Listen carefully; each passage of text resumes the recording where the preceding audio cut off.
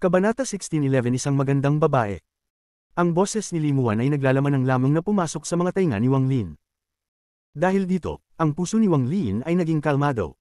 Ang kanyang matandang mukha ay biglang naging mas bata. Tumingin siya kay Limuan at nakalimutan ang paglipas ng oras. Inukit ni Wang Lin sa kanyang isipan ang mga salitang sinabi ni Limuan mula sa kanilang buhay sa panaginip at hindi niya ito malilimutan. Ang buhay sa panaginip ay tila sumasalamin sa kasalukuyan, at ang lambak na kanilang tinirhan ng maraming taon ay muling nagpakita. Ang mga bulaklak sa lambak ay namulaklak at nalanta habang ang mga araw at taon ay dumaan. Tanging ang kanilang mga anyo ang nagmukhang mga walang katapusang pag-iral. Ang tunog ng musika mula sa gitara ay nakakalasing at nagpaparamdam na ayaw na niyang magising. Hindi nais ni Wang Lin na magising. Sa lambak, nakita niya kung paano pumuti ang buhok ni Limuan, at kalaunan ay naging isang banten ng mga buto siya. Ang malupit na tagpong iyon ay punit ang kanyang puso at nagdulot sa kanya ng matinding sakit at kalungkutan. Naalala niya kung paano niya niyakap si Limuan at nagbigay ng pinakamalupit na sigaw sa kalangitan. Kahit na nais ng langit na mamatay ka, ibabalik kita. Ang tinig na iyon ay patuloy na umuukit sa isipan ni Wang Lin. Galing iyon sa panaginip at naging lakas ni Wang Lin. Ang panaginip na ito, hayaang samahan kita hanggang sa katapusan ng mga araw, mahigpit na niyakap ni Limuan si Wang Lin, parang takot siyang aalis ito. Ang mga luha ay tumulo habang paulit-ulit niyang binanggit. Hindi niya malaman kung ilang beses na niyang sinabi ito. Itinaas ni Wang Lin ang kanyang mga tuyong kamay at dahan-dahang hinaplos ang buhok ni Limuan. Ang kanyang ekspresyon ay malumanay at tumanggaw siya. Ang babaeng ito, kahit na libu-libong taon matapos ang kanyang kamatayan, ang kanyang anyo ay naging mas malalim sa puso ni Wang Lin hanggang sa siya ay naging ang lahat sa kanya. Kahit na si Liu Mei o si Li Qianmei, at lahat ng iba pang magagandang babae na nakilala niya pagkatapos, ay hindi kayang palitan ang anino ni Limuan. Hindi nila kayang pumasok sa puso ni Wang Lin. Alam ni Wang Lin na ang kanyang puso ay namatay na noong araw na iyon, sa taon na iyon, nang hawakan niya ang katawan ni Limuan at nagbigay ng iyak ng kalungkutan. Ang makulay na langit ay tila nawawala ng isang kulay. Ipagpapalit ko ang buhay ko para hanapin siya. Itinaas ni Wang Lin ang kanyang ulo at tumingin sa langit. Tila may puting ibon na umiikot sa kalangitan at malumanay niyang tinanong ang kanyang sarili, handa ka bang putulin ito, kaya mo bang putulin ito? Sa ika-31 taon mula nang umalis si Wang Lin sa Zhao, nakaupo sila ni Limuan sa bato na napapaligiran ng mga cultivator sa loob ng libu-libong kilometro. Hinawakan ni Wang Lin si Limuan na may ngiti habang pinagninilayan nila ang mundo. Ang mga salita ni Wang Lin ay naging mas bihirang, mula sa isang beses sa isang taon hanggang sa isang beses lamang sa ilang taon. Ang pinagmulan ay nagmula sa kawalan, ito ang karma. Kung naiintindihan ninyo, maaari kayong makabuo ng Dao. Sa ika-32 taglamig pagkatapos niyang umalis sa Zhao, ang nyebe ay bumagsak mula sa langit. Tumayo si Wang Lin mula sa bato, ngunit ang kanyang katawan ay mahina na. Alam niyang malapit na ang katapusan ng kanyang buhay at tanging isang bahagi na lamang ang natitira. Kahit na hindi siya handa, siya ay malapit ng mamatay. Ang panaginip na ito ay napakatotoo. Sa panaginip na ito, siya ay isang mortal. Ang kamatayan ay isang wakas, ang wakas ng panaginip, ngunit, katulad din, ito ang simula ng lahat. Si Limuan ay tila bata pa. Maingat niyang sinusuportahan si Wang Lin at tumayo silang magkasama sa bato. Si Liu Mei ay nasa malayo. Tahimik niyang pinagmamasdan si Wang Lin at Limuan mula sa malayo. Ang kalituhan sa kanyang mga mata ay naging mas malakas at mas malakas habang dumaan ang mga taon. Sa huli, ito ay naging isang hindi maipaliwanag na sakit na nagdulot sa kanya na ibaba ang kanyang ulo. Ang boses ni Wang Lin ay naging mas matanda habang mahinahon niyang sinabi, naaalala mo pa ba kung saan ang bahay? Ang mga luha ay tumulo sa mga mata ni Limuan at tumanggaw siya. Dalhin mo ako doon. Hinaplos ni Wang Lin ang buhok ni Limuan. Ang kanyang matandang mukha ay nagpakita ng 2,000 taon ng pananibig. Bumangon si Limuan at kinagat ang kanyang ibabang labi, hawak si Wang Lin habang lumilipad sila patungo sa langit. Lumipad sila palayo sa mga mata ng mga cultivator sa paligid. Nawala sila sa kabila ng horizon, nawala mula sa mga mata ng lahat. Parang hindi sila dumaan dito, hindi dumating sa lugar na ito. Ang hangin ay humaplos kay Wang Lin at pinaypayan ang kanyang puting buhok. Ang kanyang buhok ay tumama sa mukha ni Limuan at nagkalikot sa kanyang itim na buhok. Ang pagsasalubong ng itim at puti ay tila hindi nais maghiwalay. Ang mata ni Limuan ay malambing. Habang siya ay patuloy na lumilipad, tumingin siya kay Wang Lin ng may pagmamahal at init sa kanyang mga mata. Tumingin si Wang Lin sa mundong nasa ibaba habang lumilipad ang hangin. Nakita niya ang mga bulkan, ang mga kapatagan, ang mga kagubatan, ang mga lungsod, at ang mga mortal na ngayon ay tanging mga itim na tuldok. Walang tiyak na oras ang lumipas bago ang mundong nasa ibaba ay naging berde at isang walang katapusang hanay ng bundok ang lumitaw. May isang lambak na nakatago sa loob ng mga bundok. Ang lambak na iyon ay ang kanyang pangalawang tahanan maliban sa bansa ng Zhou sa kanyang panaginip. Ito ang kanyang tahanan kasama siya. Ang sinag ng liwanag ay bumagsak sa lupa, dahilan para ang mga damo at mga puno ay magkaluskos. Kalaunan, tahimik silang tumahimik. Lumitaw si Limuan na may hawak na si Wang Lin at agad nilang narating ang lambak. Ang lambak ay wala ng laman at puno ng mga damo. May ilang ligaw na bulaklak na naglalabas ng amoy. Pumunta tayo sa bahay, si Wang Lin ay napagod na tiningnan ng lambak. Isang pakiramdam ng pagnanasa at kalungkutan ang dumaan mula sa kanyang kaluluwa. Habang tumitingin siya sa paligid, naramdaman niya ang isang kalungkutan, at pagkatapos ay tumuon ang kanyang mga mata kay Limuan. Tumingin din si Limuan sa paligid. Pagkatapos ng mahabang panahon, ngumiti siya ng masaya. Wang Lin, huwag na nating isipin kung ito ay isang panaginip. Mabuhay tayo dito, okay lang ba? Okay lang. Dahan-daang lumipas ang panahon. Ang mga damo sa lambak ay nawala at isang simpleng bahay na gawa sa kahoy ang lumitaw sa lambak. Araw-araw, ang magandang musika mula sa gitara ay umaabot sa buong lambak. Nakatayo si Wang Lin doon na may hawak na tungkod habang ang musika mula sa gitara ay tumutugtog. Ang kanyang hitsura ay mas matanda na at maraming mga wrinkles sa kanyang mukha. May mga brown spots din sa kanyang balat. Ito ay mga spot ng isang matandang tao. Bawat spot ay tulad ng mga rings ng puno. Sila ay mga bakas ng panahon. Suot pa rin niya ang kanyang puting kasuotan at nakikinig kay Limuan na tumutugtog ng gitara na may ngiti. Tiningnan niya ang babae, na may dalawang kamay sa gitara. Ang mukha ng babae ay hindi na kasing bata nang unang dumating sila rito. Katulad niya, siya ay naging isang matandang babae. Gumamit si Limuan ng isang spell upang magmukhang matanda. Ayaw niyang tumanda si Wang Lin habang siya ay nanatiling bata. Gusto niyang maging katulad niya, katulad ng isang mortal. Magkakasama nilang bilangin ang bawat puting buhok at magsama habang buhay. Paano hindi malalaman ni Wang Lin ang kanyang layunin? Hindi niya ito pinigilan, tanging mahinahon lang siyang tumingin sa kanyang asawa. Ang kanyang asawa. Hindi nila alintana ang edad o hitsura ng isa't isa. Ang tanging mahalaga sa kanila ay ang kaluluwa sa kanilang mga mata. Hindi nila alintana ang paglipas ng panahon o ang hadlang ng yin at yang. Ang tanging mahalaga sa kanila ay ang sandaling iyon ng pananabik. Ganito nila nararamdaman. Habang ang araw ay lumulubog sa lambak at ang musika mula sa gitara ay umaabot, tahimik na nagtinginan ng dalawang matandang tao.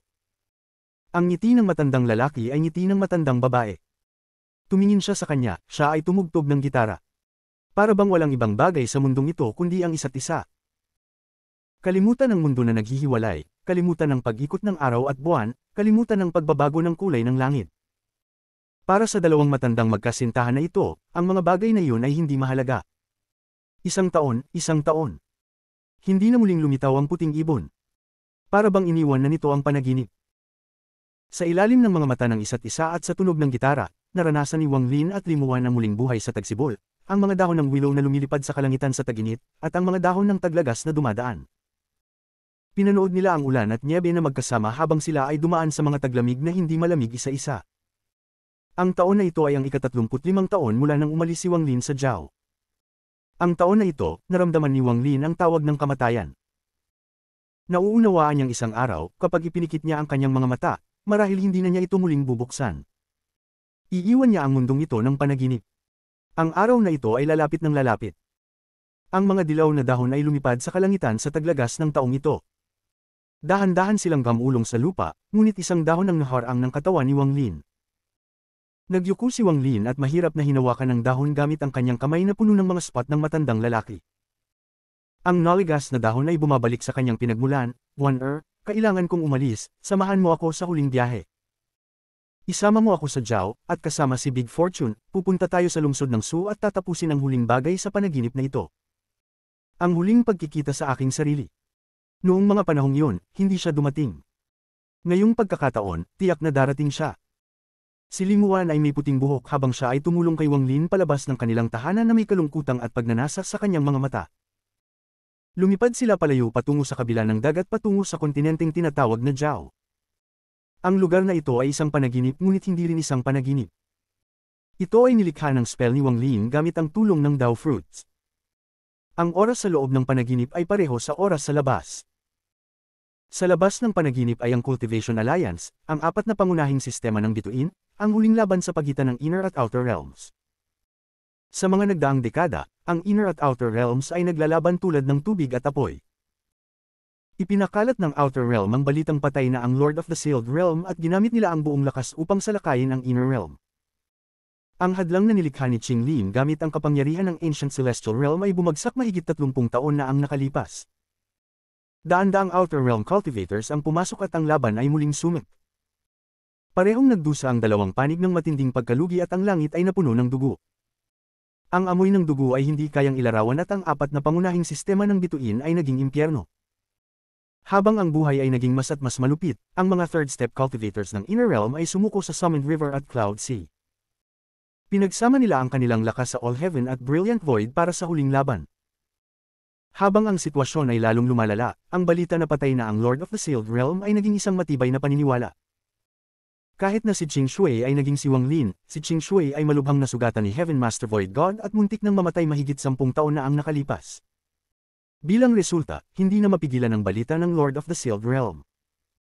Nagbigay ito ng hindi maibabalik na suntok sa mga cultivators ng Inner Realm.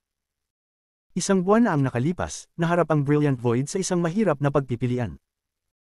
Dapat bang sumuko at pumunta sa All Heaven para sa huling laban, o manatili sa tahanan ng Lord of the Sealed Realm?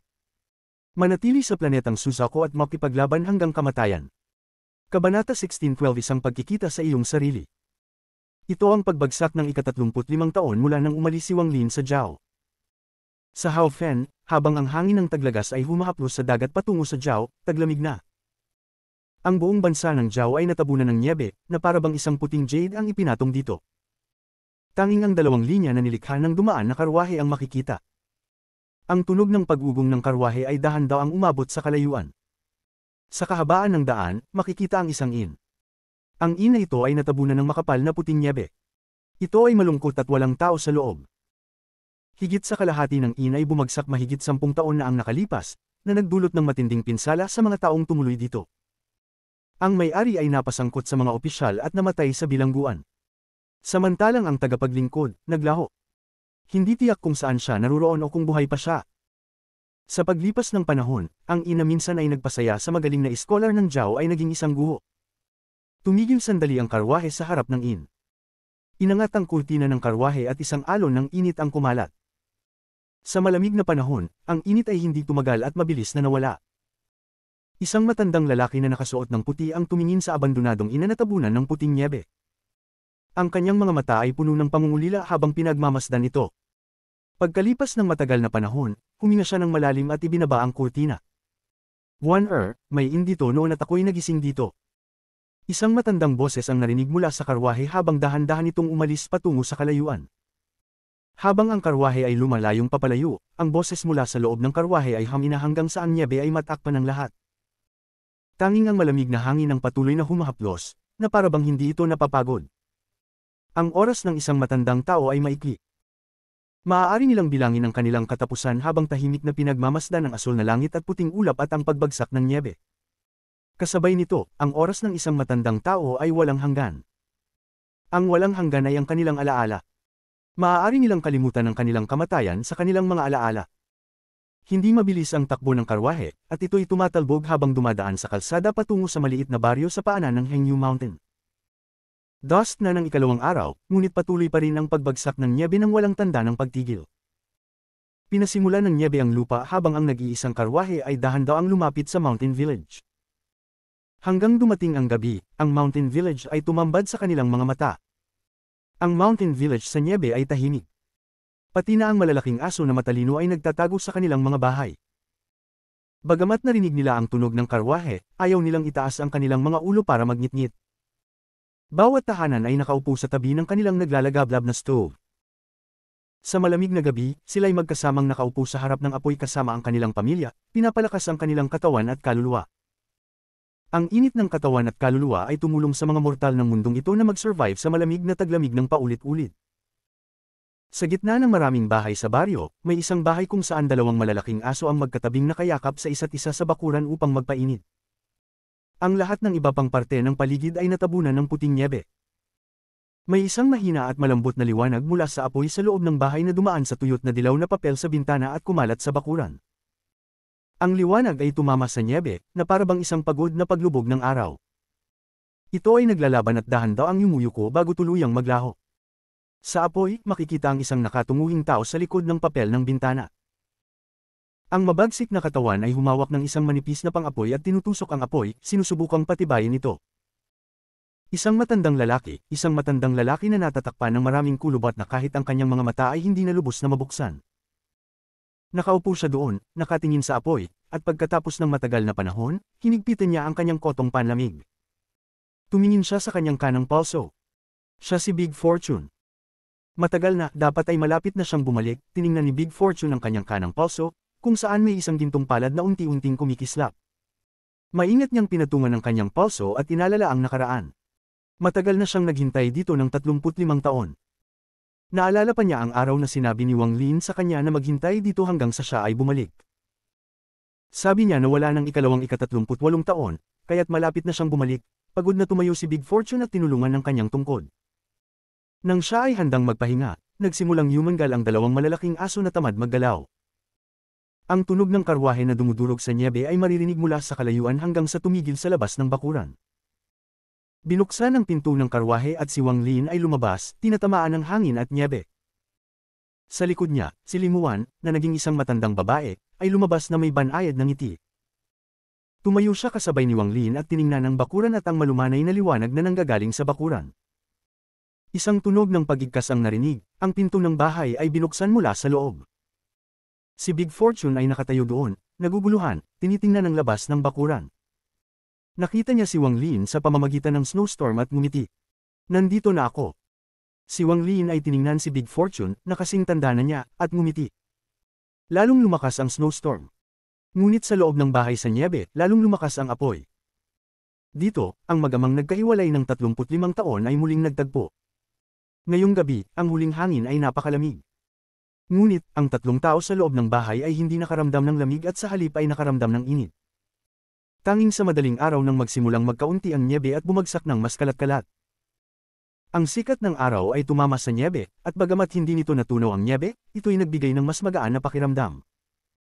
Kapag ang sikat ng araw ay bumagsak sa lupa, ang liwanag ay tumama sa nyebe at ginawa nitong mahirap magbukas ng mga mata. Sa umaga, dinala ni Wang Lin si Limuan at si Big Fortune sa libingan ng kanyang mga magulang sa tabi ng baryo. Nakanil sa harap ng libingan, si Limuan ay bumangon din at tumayo sa tabi niya. Tahimik silang naghintay sa harap ng libingan ng matagal. Amang, ina, ang pangalan niya ay Limuan. Siya ang inyong manugang, dinala ko siya dito upang makita kayo. Hindi umiyak si Wang Lin. Hinawakan niya ang kamay ni Limuan habang sila ay yumuko sa libingan. Ilang araw ang lumipas, sa gitna ng snowstorm, umalis ang karwahe mula sa mountain village patungo sa lungsod ng So. Sa loob ng karwahe, itinaas ni Wang Lin ang kurtina at tiningnan ang kanyang tahanan na natabunan ng nyebe. Sa kanyang mga mata, nakita niya ang kanyang sarili mula 73 taon na ang nakalipas nang umalis siya sa bahay, bitbit ang bamboo backpack sa ilalim ng mapagmahal na mga mata ng kanyang mga magulang. Tuwing ilang hakbang, titingin siya pabalik hanggang hindi na niya makita ang mga silhouette ng kanyang mga magulang. Sa huli, tumigil siya sa pagtingin at humarap sa hinaharap. Noong panahong iyon, siya ay ignorante pa. Hindi niya alam kung saan siya pupunta. Ang alam lang niya ay kailangan niyang pahintulutan ng kanyang mga magulang na mamuhay ng maayos, at gawing kilala ang kanilang pamilya. Habang tinitingnan ang likod ng karwahe, ang lahat ay naging malabo sa nyebe. Nagsighap siya at ibinaba ang kurtina. Ang karwahe ay umalis pa ng higit. Sa tagsibol ng ika-74 na taon, dumating ang karwahe sa lungsod ng So. Sa tagsibol, lahat ay nabuhay sa lungsod ng So. Matapos matuno ang nyebe, pumasok ang amoy ng mga damo at mga bulaklak sa puso ng isa at mahirap kalimutan. Ang amoy na ito ay pamilyar kay Wang Lin. Katulad ng unang dumating siya sa lungsod ng So, nagrente siya ng bangka at bumili ng Osmanthus wine. Naupo sila ni Limuan sa bangka habang umiinom ng alak, pinagmamasdan ng paglubog at pagsikat ng araw, at nararanasan ang buhay. Si Big Fortune ay kasing dati. Nakaupo siya sa gilid at tinitingnan si Wang Lin ng isang masayang ngiti. Ito ay isang pagkikita, tiyak na darating siya. Itinaas ni Wang Lin ang plorera ng alak. Siya ay pumasok na sa huling yugto ng kanyang buhay. Mas maraming dark spots sa kanyang mga kamay at ang mga ito ay naging mas madilim. Dinala niya ang plorera ng alak sa kanyang bibig at umiinom. Ang tunog ng zither ay narinig. Si Limuan ang tumutugtog ng zither. Ang mga araw ay dumaan. Pagkalipas ng ilang buwan, ang tagsibol ng Su ay nakalipas at ngayon ay Hunyo ng isang bagong taon. Ito ang Hunyo ng ika-75 taon. Ang mga dahon ng willow ay muling lumipad habang si Wang Lin ay nakaupo sa baw ng barko at umiinom ng Osmanthus wine. Ang mundo ay isang inn para sa lahat ng buhay. Ang oras ay isang bisita sa bawat henerasyon. Ang pagkakaiba ng buhay at kamatayan ay parang paggising. Mula sa isang panaginip. Si Wang Lin ay tumawa habang ang bangka ay dumadaloy sa ilog. May isang stone bridge sa unahan, ngunit walang tao sa stone bridge. Ngunit, isang puting ibon ang lumilipad sa itaas ng tulay. Ang puting ibon na ito ay matagal nang hindi nagpakita. Ngayon na ito ay nagpakita, paikot-ikot ito sa ibabaw ng stone bridge. Ang mga kalye sa paligid ng tulay ay naging malabo. Para bang lahat sa mundong ito ay naging malabo sa sandaling ito. Tanging ang stone bridge at ang bangka ang malinaw. Habang ang bangka ay dumadapo, ang mga mata ni Wang Lin ay nagpapakita ng pinakamaliwanag na ningning sa loob ng 70 taon na ito. Tumayo siya at tiningnan ang stone bridge. Si Wang Lin ay bulong, dumating siya. Sa sandaling iyon, ang puting ibon ay lumapit at bumaba sa stone bridge. Ang isang puting liwanag ay kumalat mula sa ibon. Mula sa malayo, ito ay parang isang puting vortex. Sa loob ng vortex, isang tao ang dahan-daang naglakad palabas. Isang batang lalaki ito na may puting buhok. Ang kanyang malamig na mga mata ay naglalaman ng pagkalito habang tinitingnan niya ang paligid na parang nasa isang kalituhan. Nang malapit na ang bangka, biglang tinignan ng batang lalaki ang bangka at si Wang Lin sa bangka. Pag nagtagpo ang kanilang mga mata, ang mundo ay naging malabo. Sa sandaling iyon, parang tumigil ang oras. Para bang tumigil ang oras sa mundong ito. Ang mga kamay ni Limuan ay tumigil sa itaas ng zither at tumigil ang musika. Si Big Fortune ay nakaupo sa tabi, tinitingnan ang kanyang kanang palso. Ang ilog ay tumigil, at ang mga dahon ng willow ay tumigil sa kalangitan. Lahat sa mundong ito ay tumigil ng ganap sa sandaling ito. Tanging ang batang lalaki sa Stone Bridge at si Wang Lin sa bangka ang nanatili na pareho tulad ng dati. Bakit hindi ka lumapit at uminom kasama ang iyong sarili? Si Wang Lin ay ngumiti at naupo sa gilid. Ang puting buhok na batang lalaki sa Stone Bridge ay tahimik na nag-isip saglit bago tumalon sa baw. Siya ay naupo at kinuha ang isang jug ng alak. Matapos uminom, hindi siya tumingin sa kanyang mas matandang sarili kundi kay Limuan, na matagal nang naging isang matandang babae. Kabanata 16:13 Pagkagising mula sa panaginip. Bakit mo, dinala siya rito, ininom ng batang lalaki na may puting buhok ang isa pang hilig ng alak at isinara ang kanyang mga mata. Nandyan siya. Kung kaya mong putulin ito, putulin mo. Inangat ni Wang Lin ang sulukat ng alak at dahan-daang uminom. Tahimik na nag-isip ang batang lalaki na may puting buhok hanggang sa maubos niya ang buong sulukat ng alak. Sinisisi mo ba ako? Ikaw ay ako ay ikaw. Ang pagsisi sa iyo ay parang pagsisi sa sarili ko. Tahimik na ngumiti si Wang Lin. Dahan-daang sinabi ng batang lalaki na may puting buhok, natutulog pa ako. Ginamit ko ang daan ng panlilinlang para likhain ang mundong ito. Wala akong kontrol dito, ito ay lahat na hinuha mula sa paggamit ng komplikadong intensyon ng daan mula sa 3 Dao fruits. Wala nang sinabi si Wang Lin. Ang dalawa, o isa lamang, ay umupo sa bangka at naginom ng alak habang ang mundo ay nakatigil. Hindi lumipas ang oras. Ang mga dahon ng salasyay ay nanatiling hindi kumikilos sa hangin, ngunit ang dalawa ay uminom ng labis na alak. Pagkalipas ng mahabang panahon, dahan-daang sinabi ng batang lalaki na may puting buhok, paano ang buhay na ito? Bakit mo ako tinatanong? Kung ano ang nararamdaman ko, iyon din ang nararamdaman mo. Ipinatong ni Wang Lin ang sulukat ng alak. Handa ka na ba? Buntong hininga ang batang lalaki na may puting buhok at tumingin kay Limuan. Ang kanyang mga mata ay naging malabo. Pwede ka nang umalis. Tumingin si Wang Lin kay Limuan na may mga mata ng pag-aalinlangan. Kahit na ayaw niyang umalis, alam niyang magwawakas na ito, malapit nang magtapos ang panaginip na ito. Maraming mga bagay ang naghihintay na gawin. Maraming tao ang naghihintay sa kanya. Maghintay ka sa akin, Warner. Gisingin kita. Ang mga mata ng batang lalaki na may puting buhok ay puno rin ng pag-aalinlangan. Tahimik siyang tumayo at lumapit kay Limuan. Lumuhad siya at hinalikan ng kanyang noo bago itinago ang kanyang pag-aalinlangan at pinuno ng lungkot ang kanyang katawan. Bigla siyang lumingon at iniabot ang kanyang kamay sa langit. Isang sulukat ng alak ang lumitaw sa kanyang kamay. Dahan-dahan niyang ibinaba ito. Buntong hininga ang batang lalaki na may puting buhok at lumakad paaban. Ang kanyang katawan ay naging isang puting ibon at unti-unting naglaho. Bagamat siya ay umalis, nanatiling nakatigil ang lahat sa mundong ito nang walang pagbabago. Tanging ang sulukat ng alak na lamang ang naiwan, tila nag-aantay na may kumuha nito at inumin upang wakasan ang lahat. Tahimik na nag-isip si Wang Lin. Hindi lumipas ang oras, ngunit nag-isip siya ng matagal. Dumating si Wang Lin sa tabi ni Limuan at umupo sa kanyang tabi. Ipinatong niya ang mga kamay sa zither, isinara ang kanyang mga mata, at nagsimulang magpatugtog ng dahan-dahan. Walang tunog na lumabas mula sa zither, ngunit ang musika ay puno ng puso ni Wang Lin. Ang mga pagputok ng kalungkutan ay sumak sa kanyang puso. Ang isang kanta sa isang panaginip ay kailangang magtapos, isang hindi malilimutang sigaw ng pangungulila. Noong taon na iyon, nagkita tayo sa bansa ng Haofen sa labas ng dagat ng mga demonyo. Isang pangangaso, isang itim na tinig na tumawag, at tumingin ako pababa. Mga taon ang lumipas, mga siklo ang lumipas, tayo ay dalawang alikabok sa dalawang sulok ng panaginip na ito. Ilang taon ang lumipas bago tayo magtagpo at dumaan lang ang isa't isa na parang nalilito. Nang magtagpo tayo, iyon ang sandali bago magtapos ang panaginip. Kahit na hindi ko gustong umalis. Binuksan ni Wang Lin ang kanyang mga mata, at tumingin siya sa sulukat ng alak. Nanginginig ang kanyang kanang kamay habang hinawakan ang sulukat at tumingin kay Limuan. Ang titig na iyon ay parang pagtatapos ng oras. Ang titig na iyon ay isang paggising mula sa panaginip. Hawak ni Wang Lin ang sulukat ng alak at itinaas ito sa kanyang bibig. Tumingin siya sa langit at lupa, sa mundong kanyang tinirhan sa loob ng mahigit 70 taon, at pagkatapos ay ininom ang buong sulukat ng alak. Ang alak na ito ay parang tubig, hindi matindi. Ngunit ito ay parang apoy. Nang pumasok ito sa kanyang tiyan, ito ay nagsimula ng mag-apoy. Ano ang karma? Kapag binuksan ko ang aking palad, ito ay sanhi ng karma, at kapag isinara ko ang aking palad, ito ay epekto ng karma. Ang mundo ay umuubong. Nawala ang bangka na kinasasakupan ni Wang Lin. Kasama nito ang ilog, ang bato sa tulay, ang mga walang katapusang bangka sa ilog, at ang mga walang katapusang dahon ng salasay sa langit. Isang hindi nakikitang alon ang kumalat sa lahat ng direksyon, si Wang Lin ang sentro. Nawala sa isang kisap mata ang lahat ng mga gusali sa syudad ng Su. Hindi lamang Su, kundi pati na ang buong bansa ng Zhao, ang mga bundok, ilog, sektes, mga nayon, at lahat ng bagay ay nawala sa isang kisap mata.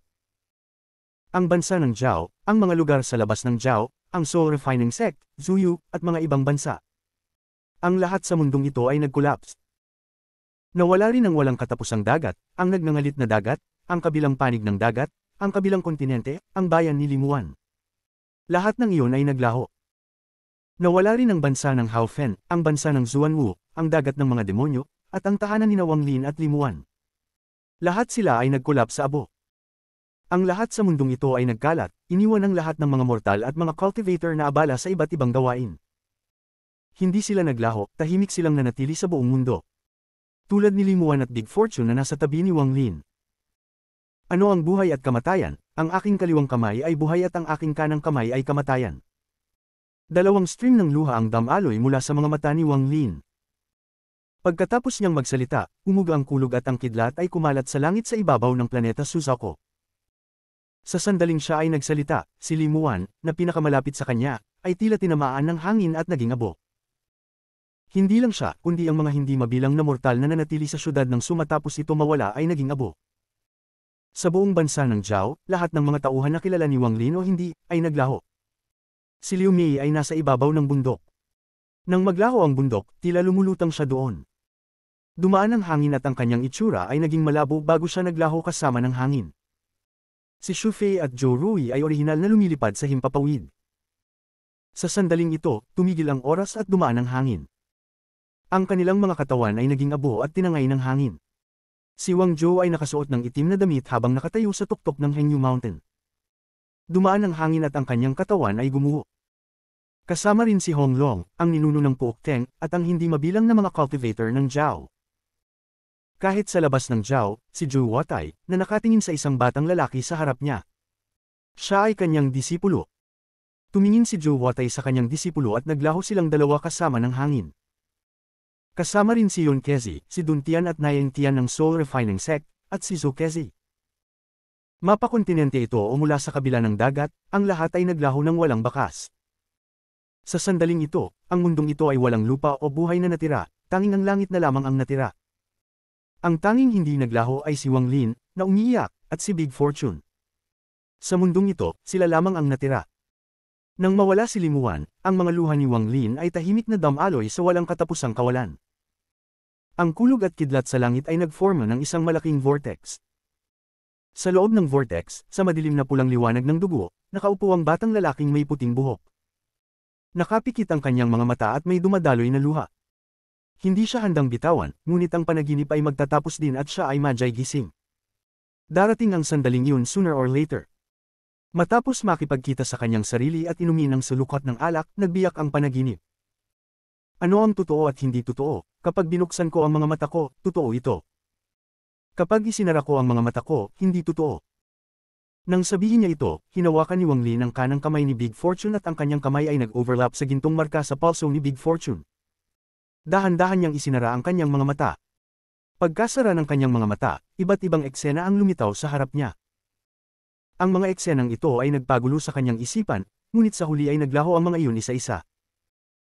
Kung gusto niyang hanapin ang mga ito, tanging ang kanyang mga alaala lamang ang tanging lugar na natirahan. Sa mga eksenang iyon, nakita niyang kasama si Limuan at Big Fortune na nakaupo sa bangka. Nakita niyang dumaan ang isang karwahe sa nyebe patungo sa kanyang bayan sa bundok. Nakita niya ang kanyang sarili at si Limuan sa kanilang tahanan sa libis. Ang tunog ng zither ay umaabot, at ito ay isang masayang himig. Ang kanilang magkasabay na titig ay tila tumagal ng isang panahon. Kapag tiningnan mo ng pabalik, hindi ito malilinaw. Nakita niya ang kanyang sarili na nakaupo sa bato sa bundok at binibigyang linaw ang langit. Ang mga cultivator na nasa libu-libong kilometro ang layo ay sumasamba sa kanya. Sa mga cultivator na iyon, nakita niya ang luha ni Liu Mei. Nakita niya ang sarili na itinuturo ang langit at ang sigaw malapit sa patay na bulkan. Kaya niyang tiisin ang lahat, kaya niyang gamitin ang lahat upang linlanggan ang kanyang sarili, ngunit hindi niya kayang linlanggan ang sarili na putulin ang kanyang karma kay Limuan. Itinuturo niya ang langit, ang puting ibon, habang tinatanong ang sarili. Pwede mo bang putulin ito? Hindi mo pwedeng putulin ito. Sa walang katapusang hangin at alon sa dagat, nakita niyang ang isang barko ng mga ngalakal ay naglalaban. Nakita niya ang lahat ng mga tao sa barko na kumakanta ng isang sinaunang awit ng mandaragat. Nakita niyang ang pagtutol sa kamatayan. Nakita niya ang isang babae na may hawak na sanggol sa ulan sa labas ng isang pavilion. Siya ay sobrang ginaw na tila kayang gawing yelo ang ulan. Nakita niya ang pagkalito sa mga mata ni Liu Mei sa gilid ng Zhao at ang tabletang iniwan niyang may ngiti. Nakita niya ang kanyang ama na isinara ang mga mata sa kanyang mga braso. Nakita niya ang dahon ng taglagas na lumilipad kasama ang kanyang kaluluwa, papalayo at palayo. Nakita niyang hindi na bumukas ang mga mata ng kanyang ina at isang ngiti ang lumitaw sa sulok ng kanyang labi na tila nakatagpo na ang kanyang ama. Nakita niyang tinatapang ang tanawin ng cultivator na dumating upang patayin siya sa syudad ng Su. Pinag-alis niya ang cultivator sa isang linya lamang. Nakita niyang si Su daw at siya ay inilibing. Nakita niya ang taon nang dumating siya at si Big Fortune sa syudad ng Su, nang ang mga dahon ng Salasye ay lumilipad sa hangin. Nagrenta sila ng bangka at naghihintay na magtagpo ang kanilang mga sarili. Sa huli, nakita niya ang isang inn sa tabi ng kalsada. Sa loob ng inn, nakahiga ang isang lasing na batang lalaki sa lamesa. Ang waiters ay nakatayo sa tabi ng batang lalaki na may kunot ang noo at sinimulang itulak ang batang lalaki. Kapatid, gising na, talagang isang iskolar. 2 tasa lang at lasing na. Kailangan ko pang maglinis, bilasan mo at gising na. Nakita niya ang lasing na batang lalaki na itinaas ang ulo at nagsalita ng isang linya na may tawa. Pakinggan mo, nanaginip akong ako'y isang immortal. Nang sabihin niya ang salitang, immortal, ang lahat ng mga imahe ay naging malabong mga piraso. Pumikit ng buong buo si Wang Lin. Nang ipikit niya ang kanyang mga mata, gumuho ang langit. Nawala ang lahat ng bagay sa panaginip. Natapos ang panaginip.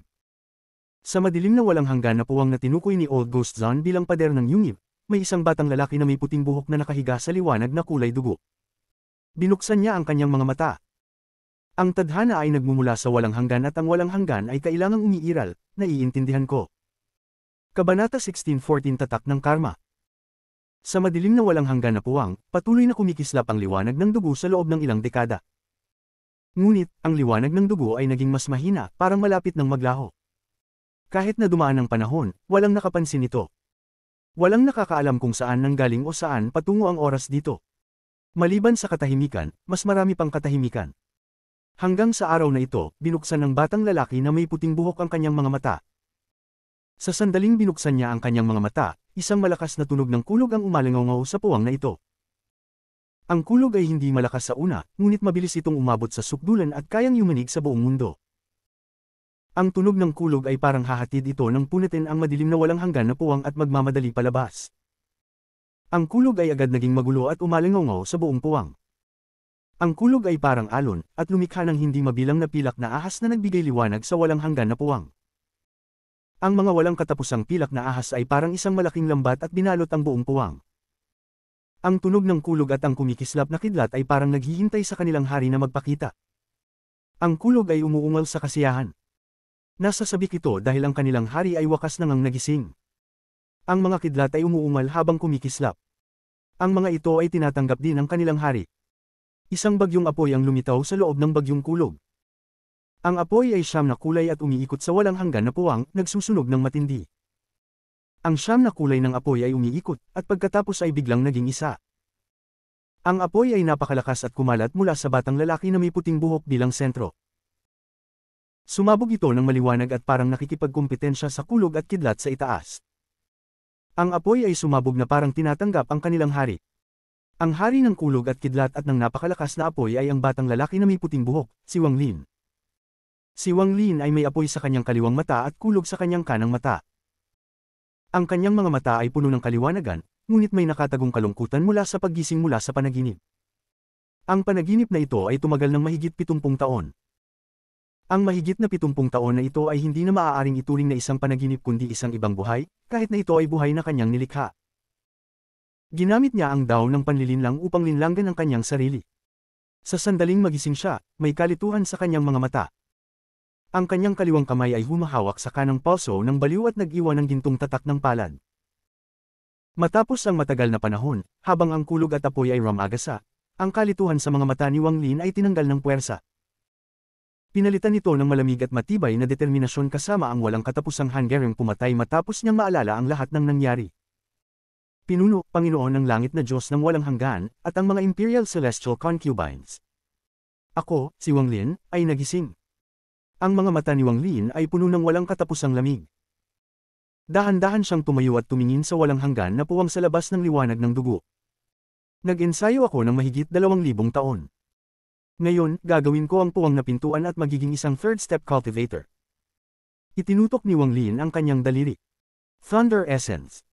Ang makalangit na kulog ay kumalat at naghalo sa walang katapusang kidlat. Sa isang kisap mata, ang lahat ng kulog at kidlat ay nagtipon upang bumuo ng isang kidlat ng walang hanggan. Lumutang ito sa labas ng liwanag ng dugo, at sabay na ang tatak ng kulog sa kanang mata ni Wang Lin ay sumabog. Pumunta ito at nag-fuse sa walang hanggan na kidlat sa labas ng liwanag ng dugo. Bumuo ito ng isang walang hanggan na Heavenly Thunder Print. Ito ay isang Thunder Print. Ang siyam na kasamang kulog ay umikot ng siyam na beses sa paligid nito bago sila magsanib at bumuo ng isang kidlat ng Thunder Essence.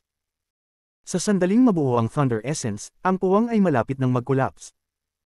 Ang lakas mula sa Thunder Print ay sapat upang wasakin ang mundo. Pati ang puwang ay kumalabit at ang mga ripples ay kumalat, na nagdulot ng pagkakadeform at hindi makatotohanan na paligid. Isang nakakatakot na aura ang nagmula sa kulog. Ang aura na ito ay labis na malakas, sapat na upang magbago ng kulay ang langit. Ito ay kulog, ang hindi matitinag na walang hanggan na kulog. Ang isang tao na makakontrol ng kulog na ito ay itinuturing na isang Thunder Celestial. Ang presyon ng isang third-step cultivator ay nagmula sa Thunder Print at pinalibutan ang paligid. Ang lakas mula sa kulog na ito ay sapat upang yumanig sa mga cultivator ng maagang yugto ng Nirvana Void. Matapos mag-fuse ang kulog na ito sa kasamang mga kulog, ito ay naging isang chaotic na anyo. Hindi na ito mukhang isang kidlat kundi isang kaguluhang masa. Isang kaguluhang masa ng essence mula sa simula ng mundo na magiging Thunder Essence. Ang masa na ito ay walang kulay. Pinalibutan nito ang liwanag ng dugo at dahan-dahan ang umiikot sa paligid ni Wang Lin. Muling itinutok ni Wang Lin ang kanyang kanang kamay. Fire Essence. Ang boses ni Wang Lin ay puno ng lamig. Habang siya ay umuungal, ang walang katapusang apoy ay rumagasa. Ang siyam na kulay ay nagsanib upang maging ethereal fire. Ngunit habang ang ethereal fire ay nagsusunog, ang Dao Intent ay lumitaw sa loob nito. Ang apoy na ito ay pinigilan ng ethereal fire at naging Dao Fire. Habang ang apoy ay naglalabas ng lakas, ang aura ng isang kumpletong fire essence ay sumabog.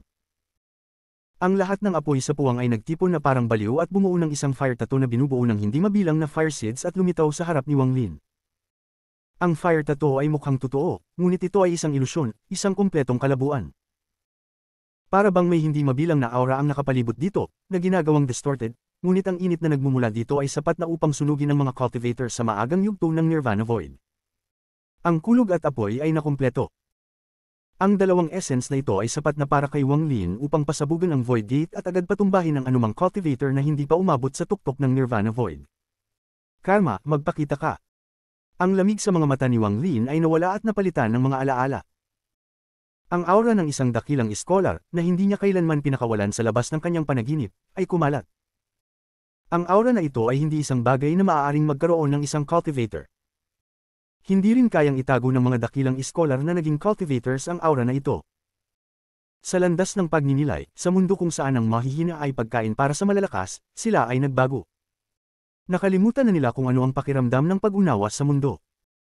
Tanging sa paggamit ng Dream Dao ay kayang iligtas ni Wang Lin ang aura ng isang dakilang scholar pagkatapos magising. Nang magsalita siya ng mga salitang iyon, sumabog ang aura. Ang Karma Essence ay hindi nakikita, ngunit ito ay nagtipon sa kanang kamay ni Wang Lin. Nang buksan ang kanyang palad, ito ay Karmic Cause, at nang isara ang palad, ito ay Karmic Effect. Ang kanang palad na ito ay magiging kanyang ikaapat na orihinal na spell. Karma Print. Kabanata 16:15. Maraming cultivator ang nakakita sa banta ng Void Gate. Karma Print. Sa pamamagitan ng bukas na kamay ni Wang Lin bilang sanhi ng Karmic ng langit at isara ang kanyang palad bilang epekto ng Karmic ng langit, ang proseso ay magiging Karmic na kapalaran. Ang lakas ng panlabas na Karmic Fate ay magbubuo ng Karma Print. Bagamat kakaunti lamang ang pagkakaintindi ni Wang Lin sa susi nito, ang lakas nito ay labis na nakakapangilabot. Sa mundong ito, wala nang nakakaintindi ng karma ng higit pa sa kanya. Ang misteryosong paraan ng pag-iisip na ito, mahigit 70 taon ng pagnanasa sa panaginip, mahigit 2,000 taon ng karanasan, at marami pang ibang bagay ang nagbigay daan sa kanya upang maunawaan ang nakakatak na ikaapat na spell nang magising siya. Sa sandaling lumitaw ang print na ito, sapat na itong maging malakas upang itulak ang isang tao sa siklo ng karma. Hindi ito tulad ng Dream Dao na unti-unting binabago sila, kundi puwersahang itatakda nito ang kanilang karma sa isang nangingibabaw na paraan. Ito ay isang Dao spell. Tiningnan ni Wang Lin ang kanyang kanang kamay.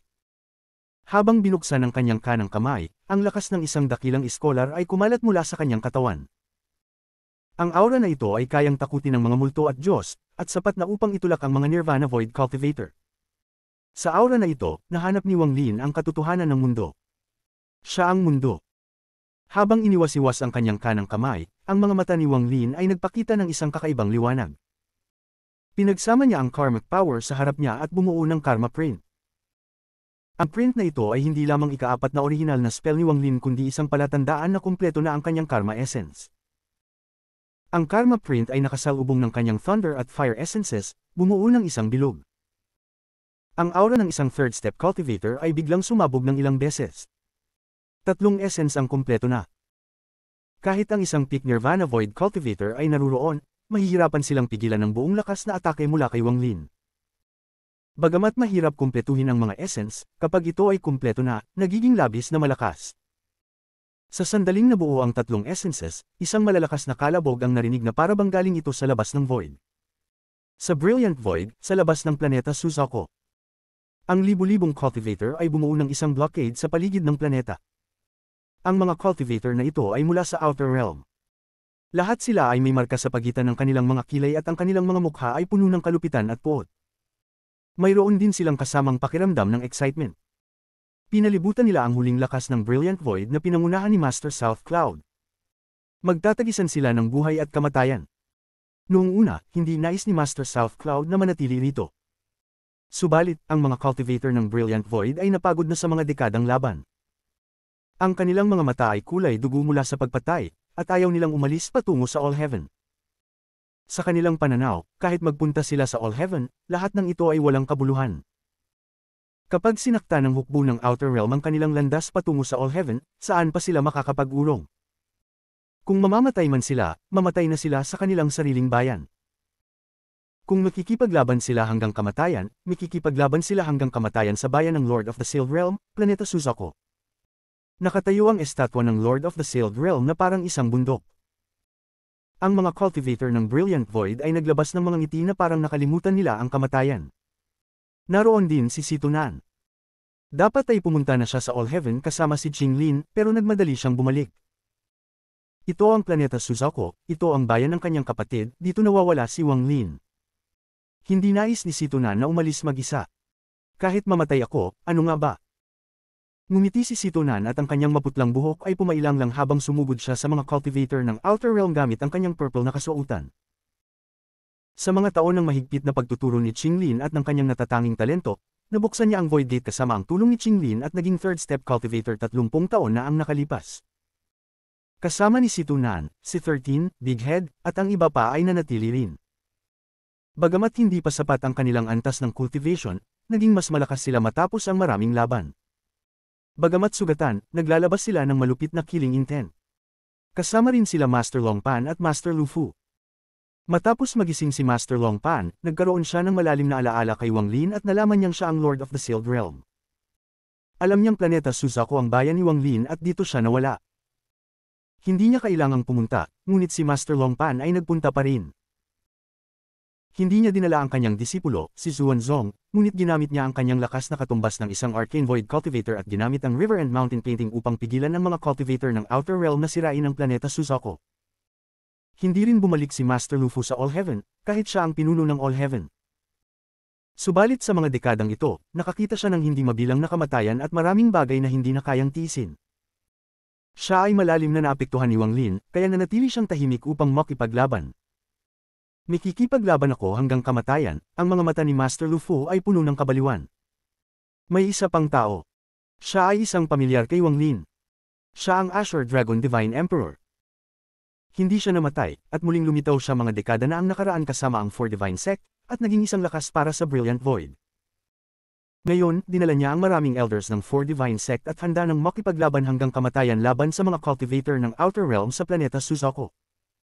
Ang Azure Dragon Divine Emperor ay naglaho kasama ang Four Divine Sect. Pagkatapos, mga dekada na ang nakalipas, muling lumitaw siya kasama ang Four Divine Sect at nagsimula ng laban ng buhay at kamatayan laban sa Outer Realm.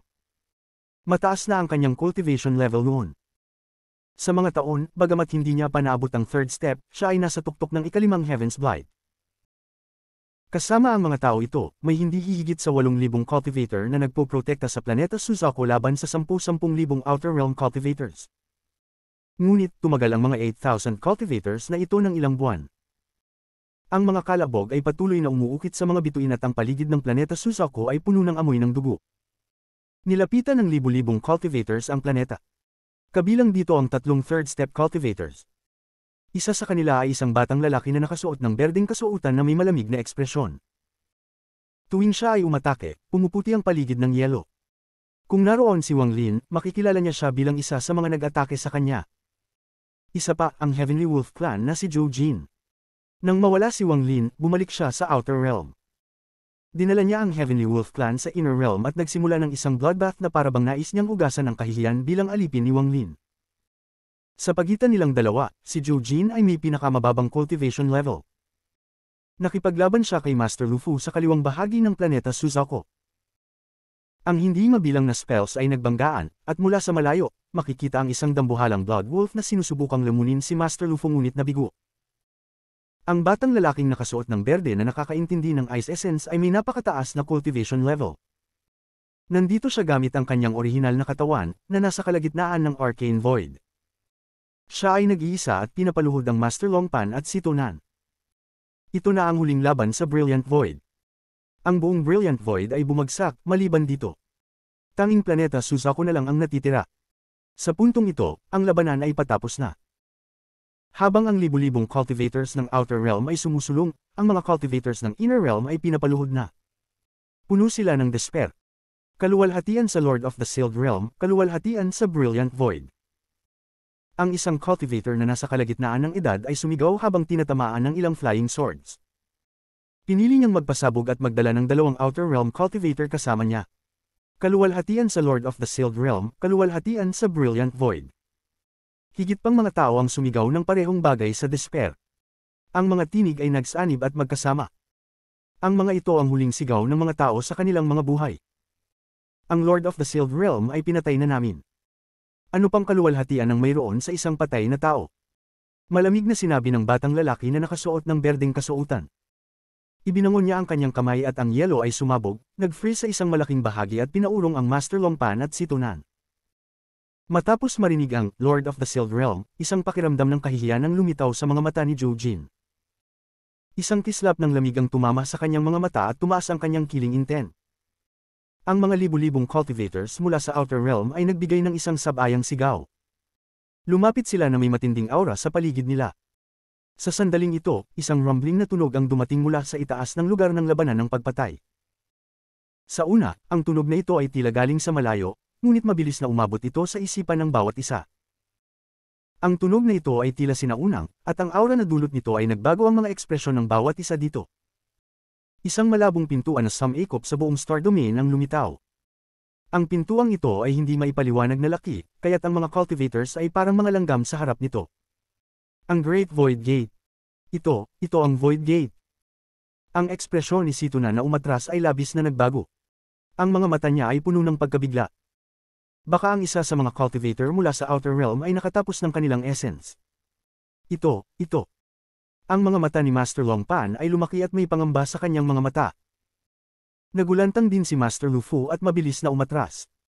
Tiningnan niya ang dambuhalang Void Gate at ang despair ay sumak sa kanyang mga mata. Pwede nga bang madali para sa mga cultivator ng Outer Realm na makapunta sa third step, para ang kanilang essence ay makumplito sa labanan na ito? Si Zhou Jin ay nagulat din. Ang ekspresyon niya ay labis na nagbago habang tinitingnan ang Void Gate. Ang pamilyar na aura na iyon ay halos nagpapalugmok sa kanya. Ang aura na ito ay, siya ay alipin ni Wang Lin at may seal na tinatakan sa kanya, kaya't siya ay mas sensitibo sa aura na ito kaysa sa sinuman dito. Ang batang lalaking nakasuot ng berdeng kasuotan ay pinaikit ang kanyang mga mata sa sandaling lumitaw ang Void Gate. Nais kong makita kung sino sa mga cultivator ng Inner Realm ang nakatapos ng kanilang essence. Nais ko siyang mamatay agad pagkatapos umabot sa third step. Kung ang mga third step cultivator ay ganito, hindi na kailangang pag-usapan ang ibang mga cultivator. Lahat sila ay nakatingin sa Void Gate ng may pagkabigla. Hindi nila kayang imahinasyon kung paano ang isang tao ay makakapag-trigger ng Void Gate sa ganitong kalagayan. Kung ito man ay sa Inner o Outer Realm, ang paglitaw ng Void Gate ay parang isang banal na kaganapan. Ibig sabihin nito ay may isang tao na maaaring maging third step cultivator. Kabanata 16:16 Mga asensya na nakagulat sa lahat. Sino kaya? Sino ang nagpasik ng Void Gate sa oras na ito? Ang bagay na ito ay talagang hindi maipaliwanag, ito ay talagang. Ang matandang ito ay nakaranas na ng hindi mabilang na mga laban, ngunit hindi ko pa naranasan ng ganito. Masasabing sobrang hindi ka panipaniwala. Isang ugong ang umalangaw. Ang paglitaw ng Void Gate ay nagdulot ng pansamantalang paghinto ng labanan. Ang mga cultivator mula sa Inner at Outer Realm ay nagtanaw sa isa't isa, nagtataka kung sino ang nagpasik ng Void Gate. Gayunpaman, sa huli, wala silang natagpo ang sagot. Habang patuloy ang mga alingaw-ngaw, ang malakas na aura mula sa Void Gate ay hindi huminto. Patuloy itong damaloy, bumuo ng isang labis na makapangyarihang presyon. Ang presyon na ito ay labis na malakas. Habang kumakalat ito, itinulak ang mga cultivator sa labanan pababa. Nagbago ang ekspresyon ni Zhou Jin at siya ay naging mapatla. Ang presyon na nagmumula sa Void Gate ay higit pa sa kanyang inaasahan. Sa ilalim ng presyon, mabilis siyang umatras at ang kanyang isipan ay nanginginig.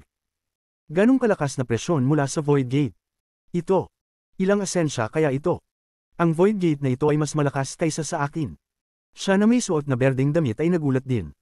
Ang kanyang mga mata ay naging malamig at hindi siya umatras sa ilalim ng presyon. Sa halip, itinaas niya ang kanyang ulo at tumingin sa Void Gate na patuloy na nagiging solid. Sa hindi nagtagal, ang Void Gate ay lubusang nabuo at tinakpan ang buong lugar. Nagbigay ito ng maliwanag na nagpasiga sa dilim ng kalawakan. Ang presyon na ibinubuga ng liwanag ay tulad ng lakas ng langit. Nagbigay ito ng pakiramdam sa mga cultivator sa paligid na nais nilang magyuko. Ang mga ito ay nanginginig, at ang mga cultivator na may mababang antas ay kusang nagyuko. Isang kulog ang umalangaw-ngaw. Walang katapusang kulog ang pumutok at bumalot sa Void Gate. Ito ay nagdulot ng panginginig sa kalawakan sa paligid. Essence ng kulog. Ang mga mata ng batang lalaking nakasuot ng berdeng damit ay kumislap. Pagkasabi nito, nakita niyang isang dagat ng apoy ang sumabog at bumalot sa dambuhalang Void Gate. Nakikipaglaban ito sa kulog para makuha ang pansin. Essence ng apoy. Ang ekspresyon ng binata ay naging malungkot. Sa sandaling lumitaw ang apoy, isang hindi kilalang lakas ang lumabas sa labas ng Void Gate. Ang lakas na ito ay may kakayahang sumipsip ng isipan ng isa. Bumuo ito ng isang malabong marka. Ang markang ito ay tila isang simbolo, ngunit hindi ito malinaw sa mata ng kahit sino. Ito ang karma print. Ang hindi pagkakita dito ng malinaw ay normal. Kung nakita mo ito ng malinaw, ibig sabihin ay masasadyap ka at malamang ay mamatay ka. Ito ay ang dakilang karma daw. Tatlong asensya ito. Ang pagpapagana sa Void Gate gamit ang tatlong asensya, hindi pa ito nangyari noon. Sino kaya ito? Ang ekspresyon ng batang lalaking nakasuot ng berdeng damit ay nagbago ng malaki. Si Master South Cloud ay gulat din. Ang antas ng kultibasyon ni Master South Cloud ay napakataas, at nang maramdaman niya ang tatlong asensya mula sa Void Gate, nagbago ang ekspresyon niya. Ang kanyang isipan ay nanginginig at ang kanyang mga mata ay nakatutok sa Void Gate. Totoo ngang isang ikatlong asensya. Sa malawak na mundong ito, may isang tao na kayang labanan ang tukso ng pag-abot sa ikatlong hakbang at magkaroon ng swerte at pagkaunawa upang kumpletuhin ang tatlong asensya. Kapag binuksan nila ang Void Gate, kahit na nasa Nirvana Void na yugto pa sila, kayang nilang patumbahin ang mga Spirit Void Cultivator. Si Sito Nan, Master Long Pan, at Master Lu Fu ay lahat gulat. Ang biglaang paglitaw ng Void Gate ay naggulat sa kanila ng 2 beses. Hindi nila alam kung ito ay isang biyaya o isang sakuna. Ang pagkakatulad na ito. Bakit ang pagkakatulad nito sa aking kapatid? Ang mga mata ni Sito Nan ay nagtatago ng excitement at mga pag-asa. Ang isang hinala ay nabuo sa kanyang isipan na nagdulot ng mabilis na pagtibok ng kanyang puso at excitement na umabot sa limitasyon. Si Wang Lin, na nasa loob ng Void, ay hindi alam ang lahat ng ito. Ang rumble na narinig niya mula sa malayo ay dulot ng Void Gate na lumitaw sa labas. Essence ng buhay at kamatayan. Si Wang Lin ay umupo sa lotus position at iniangat ang kanyang mga kamay. Dahan-dahan niyang ipinikit ang kanyang mga mata. Ang Void ay nanginginig. Sa paligid ng dugo ni Wang Lin, ang ika-4 na asensya ay lumitaw. Ang ika-4 na asensya na ito ay buhay at kamatayan. Ang kaliwa kong kamay ay buhay. Ang mga salita ni Wang Lin ay puno ng hindi maipaliwanag na kadakilaan, na parabang siya ang naghahari sa mundo. Nang magsalita siya, isang puting aura ang nagtipon sa kanyang kaliwang kamay at bumuo ng isang seal. Ang seal na ito ay naglalaman ng walang katapusang lakas ng buhay at ang kalooban ng langit. Ang kanan kong kamay ay kamatayan. Ang isang itim na aura ay bumalot sa kanyang kanang kamay at isang nakakagulat na aura ng kamatayan ang lumitaw. Ang aura ng kamatayang ito ay naglalaman ng lakas ng lupa. Nagbunga ito ng isang matinding kaibahan sa kanyang kaliwang kamay. Ako, si Wang Lin, ang langit at lupa ng buhay at kamatayan. Pinatibay ni Wang Lin ang kanyang mga kamay sa harap niya at binuksan ang kanyang mga mata. Sa sandaling binuksan niya ang kanyang mga mata, isang liwanag ang sumak mula sa pagitan ng kanyang mga kamay at pinasigla ang Void. Life and Death Seal. Hinawi ni Wang Lin ang kanyang mga kamay at ang itim at puting liwanag ay lumipad palabas. Pinagsama sila upang bumuo ng isang Life and Death Seal, at pinagsama ito sa iba pang 3 asensya. Ito ang ika-5 orihinal na spell ni Wang Lin, ang Life and Death Seal. Ang Life and Death Seal ay may lakas na kayang pumatay ng mga langit at magbigay ng buhay sa mundo. Ang kapangyarihan nito ay hindi masukat. Sa sandaling lumitaw ang ika-4 na asensya sa labas ng planeta Suzaku, ang Void Gate ay rumugnol muli. Ang presyon mula sa Void Gate ay nagdulot sa mas marami pang cultivators na magyuko. Sa ilalim ng presyon, halos lahat ng cultivators ay hindi makontrol na nagyuko. Ang presyon mula sa Void Gate ay patuloy na dumadaloy at isang strand ng itim at isang strand ng puting gas ang lumitaw. Ang 2 strand ay umiikot sa paligid ng Void Gate at bumuo ng makikita ng mga tao sa labas bilang ika-4 na asensya. Sa sandaling lumitaw ang ika-4 na asensya, ang unang bumagsak ay si Zhou Jin. Ang kanyang katawan ay nanginginig at umatras muli. Ang takot sa kanyang mga mata ay umabot sa hindi maipaliwanag na antas. 4 ang asensya. Wala ni isa man sa aking outer realm na cultivator na makakapag-trigger ng Void Gate gamit ang 4 na asensya. Imposible ito, imposibleng mangyari. Ang batang lalaking nakasuot ng berdeng damit ay naging mapotla. 3 asensya lamang ang nakagulat na sa kanya at pakiramdam niya ay iyon na ang hangganan, ngunit ngayon may ika-4 pang asensya. Ang isang tao na may 4 na asensya ay maaaring ituring na anak ng langit. Kung mabuksan niya ang Void Gate gamit ang 4 na asensya, hindi na magtatagal ang isang mid-stage Spirit Void Cultivator laban sa kanya. Sino kaya siya?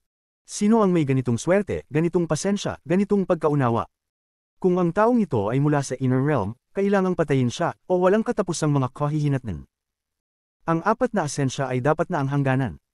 Ang Void Gate na triggered ng 4 na asensya ay sobrang lakas. Maaaring hindi ito kayang pigilan ng Void Gate. Ngunit sa sandaling iyon, ang Void Gate ay nanginig at ang presyon nito ay biglang tumaas. Kumalat ito tulad ng isang bagyong, pinipilit ang mga cultivator sa paligid na umatras. Isang ikalimang asensya ang lumitaw sa Void Gate. Ang ikalimang asensya ay totoo at peke. Pagkatapos lumitaw ito, naging malabo ito, parang isang bagong Void Gate ang lumitaw sa likod nito. Dalawang Void Gate ang tumayo roon, at mahirap para sa iba pang tao na malaman kung alin ang tunay at alin ang peke. Isang ikalimang asensya. Ito. Ang ekspresyon ng batang lalaking nakasuot ng berdeng damit ay ganap na nagbago. Ang kanyang katawan na hindi gumagalaw ay umatras ng ilang dosenang hakbang at itinuro ang Void Gate. Isang hindi pa nakita na takot ang lumabas sa kanyang mga mata. 5 asensya, talagang 5 asensya. Kung hindi makakabukas ang Void Gate, hindi na magiging problema, ngunit kung magbukas siya, kaya niyang makipaglaban sa mga late-stage Spirit Void cultivators. Ang mga isipan ng lahat ng mga cultivators na nasa paligid ay nanginginig ng hindi makontrol. Patuloy silang tinutulak ng tumataas na presyon mula sa Void Gate. Ang mga mata ni Master South Cloud ay kumislap. Hindi niya alam kung sino ang nag-trigger ng Void Gate, ngunit alam niyang ito ay isang pagkakataon na hindi mo matatagpuan sa buong buhay. Mga brilliant Void cultivators, huwag titingin sa Void Gate, tayo ay magtulungan. Ang sigaw ni Master South Cloud ay nagbigay buhay sa libu-libong cultivators ng Inner Realm. Tumakbo si Master South Cloud patungo sa batang lalaking nakasuot ng berdeng damit. Si Sito Nan, Master Long Pan, at Master Lu Fu ay tumakbo din. Nagsimula silang makipaglaban ng buong lakas laban sa mga Outer Realm cultivators habang ang rumble mula sa Void Gate ay umalangaw. Sumunod sa kanila ang libu-libong cultivators ng Inner Realm. Sa isang saglit, nagsimula ang isang labanan ng dugo. Sa sandaling iyon, isang malamig na hininga ang umabot mula sa malayo. Isang ulap ng purple mist ang biglang lumitaw. Napakabilis nito at agad na pumasok sa labanan, sumalpok kay Master South Cloud na nakikipaglaban sa batang lalaking nakasuot ng berdeng damit. Isang malakas na putok ang narinig at napaluhod si Master South Cloud. Siya ay nasugatan na, at ngayon ay tinulak pabalik patungo sa planet Suzaku. Isa sa 5 masters ng Ancient Star System. Mabilis, umatras na patungo sa planet Suzaku at labanan gamit ang formation. Pagkasabi niya, dumaan ang purple mist kay Sito Nan, Master Long Pan, at Master Lu Fu. Si Master Lu Fu ay bumuga ng maraming dugo at tinulak pabalik. Ang kanyang katawan ay bumagsak at ang kanyang orihinal na kaluluwa ay napakahina at mabilis siyang tumakas. Isang gintong liwanag ang kumislap sa paligid ni Sito Nan. Sa pinakakritikal na sandali, kinuha niya ang regalo na ibinigay sa kanya ni Qing Lin. Ang hiyas na ito ay isang jade, at ngayon ang jade ay bumangga. Siya ay bumuga ng dugo at mabilis na umatras. Ang katawan ni Master Long Pan ay nagkabasag din, at nang muling magbago ay halos nagiging transparent siya. Nang walang pag-aalinlangan, inilipad niya si Sito Nan at Master Lu Fu pabalik sa planet Suzaku. Samantala, ang libu-libong cultivators ay nag-a-atras ng walang alinlangan sa sigaw ni Master South Cloud. Lahat sila ay bumalik sa planet Suzaku mula sa lahat ng direksyon. Nakatambay ang purple mist doon. Pagkatapos ay naghiwa-hiwalay ito at isang matandang lalaki ang lumabas. Ang matandang lalaki ay nagbigay ng isang malakas na presyon kahit hindi galit. Tumingin siya ng malamig sa Void Gate at ang kanyang mga mata ay lumabo ng kaunti. Kabanata 1617 ito ang Celestial Immortal Continent. Lahat kayong mga basura, hindi nyo pa rin nakuha ang lugar na ito matapos ang ganitong katagal. Nandito na ang avatar ng matandang ito. Lahat kayo, sumunod kayo sa akin para sakupin ang lugar na ito. Ipinahayag ng matandang lalaki ang isang malamig na hininga bago siya umiwas sa pagtitig sa Void Gate at nagsimula maglakad patungo sa planet Suzaku. Kilalang kilala ang matandang lalaki at halos lahat sa Inner Realm ay nakakaalam sa kanya. Isa siya sa 5 guro ng Ancient Star System, si Heaven Master Void God. Sa labas ng planet Suzaku, isang alon ng liwanag ang kumalat at pinalibutan ng lugar. Ang porma sayon sa paligid ng planet Suzaku ay pinatatag sa loob ng maraming taon at ito ay napakalakas. Habang kumakalat ang alon, ngumisi si Heaven Master Void God at nagsimula maglakad patungo sa planet Suzaku. Ang porma sayon ay rumagzo at nagbago ng malaki. Parang magbabalang collapse ito. Sa likod ng matandang lalaki, ang binatilyong nakaberde at si Joe Jean ay nakarecover mula sa pagkabigla ng Void Gate. Ngunit ang panginginig sa kanilang mga puso ay hindi pa rin humuhupa. Tumingin si Joe Jean sa Void Gate nang may takot sa kanyang mga mata. Habang si Joe Jean ay papatanggal ang kanyang mga mata, bigla itong pumutok at tumingin ulit. Ang katawan niya ay nanginig at tumigil siya sa kanyang pwesto, nagbago ang kanyang ekspresyon ng malaki. Kasabay nito, tumingin din ang binatilyo sa Void Gate. Ang kanyang isipan ay rumagzo at puno ng hindi makapaniwalang damdamin. Ang ika-anim na asensya. May tao sa mundo na may 6 na asensya. Ang mga mata ni Heaven Master Void God ay lumaki. Tinitigan niya ang Void Gate ng may malungkot na ekspresyon. Sa malawak na Void, inihilam ni Wang Lin ang kanyang kanang kamay at ang ika-5 asensya, ang totoo at pekeng, ay nagbuo ng isang selyo. Ang kanyang ika-6 na orihinal na spell, ang True and False Eternal Seal. Ang kapangyarihan ng selyo na ito ay hindi matutumbasan. Matapos maglabas ng 5 asensya, may tumingkad na lamlam sa mga mata ni Wang Lin. Ibinuka ng kanyang kanang kamay ang isang bitik patungo sa kanyang storage space at isang espada ang lumabas mula rito. Ang espada na ito ay ang yaman na ginawa ni Qing Shui nang mag-form ang kanyang Slaughter Essence. Ang espada ay Slaughter Essence. Habang hawak ang espada, may misteryosong liwanag sa mga mata ni Wang Lin. Pinigil niya ito ng walang awa at ang espada ay bumagsak at naging isang madilim na pulang usok. Ang pulang usok na ito ay bumulot kay Wang Lin. Huminga si Wang Lin ng ilang beses. Para bang ang kanyang mga pores ay humihinga rin habang sinususo ang lahat ng usok na ito sa kanyang katawan. Ito ay naging ika-6 na asensya ni Wang Lin. Ang ika-6 na asensyang ito ay ang Slaughter Essence. Habang kumakalat ang usok, muling nagpakita si Wang Lin. Ang hitsura niya ay naglalabas ng matinding killing intent. Isang matinding aura ng slaughter ang sumabog mula sa kanyang katawan. Ngayon, ako si Wang Lin, gagamitin ko ang mga 6 na asensya na ito para basagin ang Void Gate at marating ang ika-3 hakbang. Ngumiti si Wang Lin at iniwasiw ang kanyang kanang kamay. Ang dugo sa paligid niya ay bumagsak. Sa oras na bumagsak ang dugo, itinago ni Wang Lin ang nag-aalimpuyong lunatic na nasa koma pa. Isang galaw ng kanyang kamay, ang bumagsak na pulang liwanag ay muling naging isang patak ng dugo na inihiwalay ng Sovereign mula sa kanyang katawan. Sa oras na nabuo ang patak ng dugo, hindi na ito nagbigay ng pulang liwanag kundi ng kumikislap na gintong liwanag at nakakabighaning celestial energy. Ang patak ng dugo ay ang kumpletong immortal celestial body. Matapos titigan ng patak ng dugo, pinindot ito ni Wang Lin sa pagitan ng kanyang mga kilay. Hindi siya sumanib dito kundi nagbuo ng isang gintong tuldok sa pagitan ng kanyang mga kilay. Kumislap ito ng ilang ulit bago ito nawala. Magiging isa ito sa aking mga yaman sa hinaharap. Tumingin si Wang Lin at tumingin sa Void kung saan siya natulog ng higit sa 70 taon. May nostalgia at pagnanais sa kanyang mga mata, at kasabay nito ang isang malakas na aura na kayang yumanig sa mundo. Sa ganitong paraan, naglakad si Wang Lin ng malalim ang buntong hininga. Nang tumapak ang kanyang paa, isang napakalaking vortex ang lumitaw sa kanyang harapan. Ang vortex ay rumagzo, parang ang kanyang hakbang ay sapat na upang basagin ang Void. Hindi kayang tumanggi ng Void kay Wang Lin at ito'y kailangang mag-collapse. Habang papasok na sana siya sa vortex, nagulat si Wang Lin. Ang vortex ay biglang nahati sa 2 at 2 landas ang lumitaw. Ang 2 vortex ay nagdadala sa magkaibang lugar. Ang isang vortex ay nagbigay ng aura na pamilyar kay Wang Lin. Doon matatagpuan ang planet Susako, kung saan siya nawala. Ang isa pang vortex ay nagbigay ng malabo, gintong liwanag at masaganang celestial energy. Hinatak nito ang nakatagong patak ng gintong dugo sa pagitan ng mga kilay ni Wang Lin.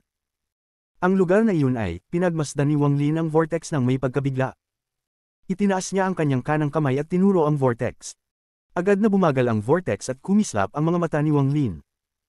Ang kanyang divine sense ay tumagos mula sa vortex at nakita ang isang mundong labis na ikinagulat niya. Ang lugar na iyon ay isang walang katapusang lupa. May 9 na araw sa kalangitan, at sila ay hindi matitinag na malaki.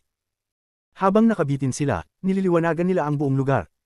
Maraming matatayog at makapangyarihang mga bundok, at walang katapusang dagat na may malalakas na alon, pati na rin mga lawa at ilog. Hindi kayang sakupin ng divine sense ni Wang Lin ang buong lugar, tanging isang maliit na bahagi lang ang kanyang naabot. Ang kontinente na ito ay maihahalin tulad sa hindi mabilang na inner at outer realms. Ang dami ng celestial energy doon ay hindi maipaliwanag.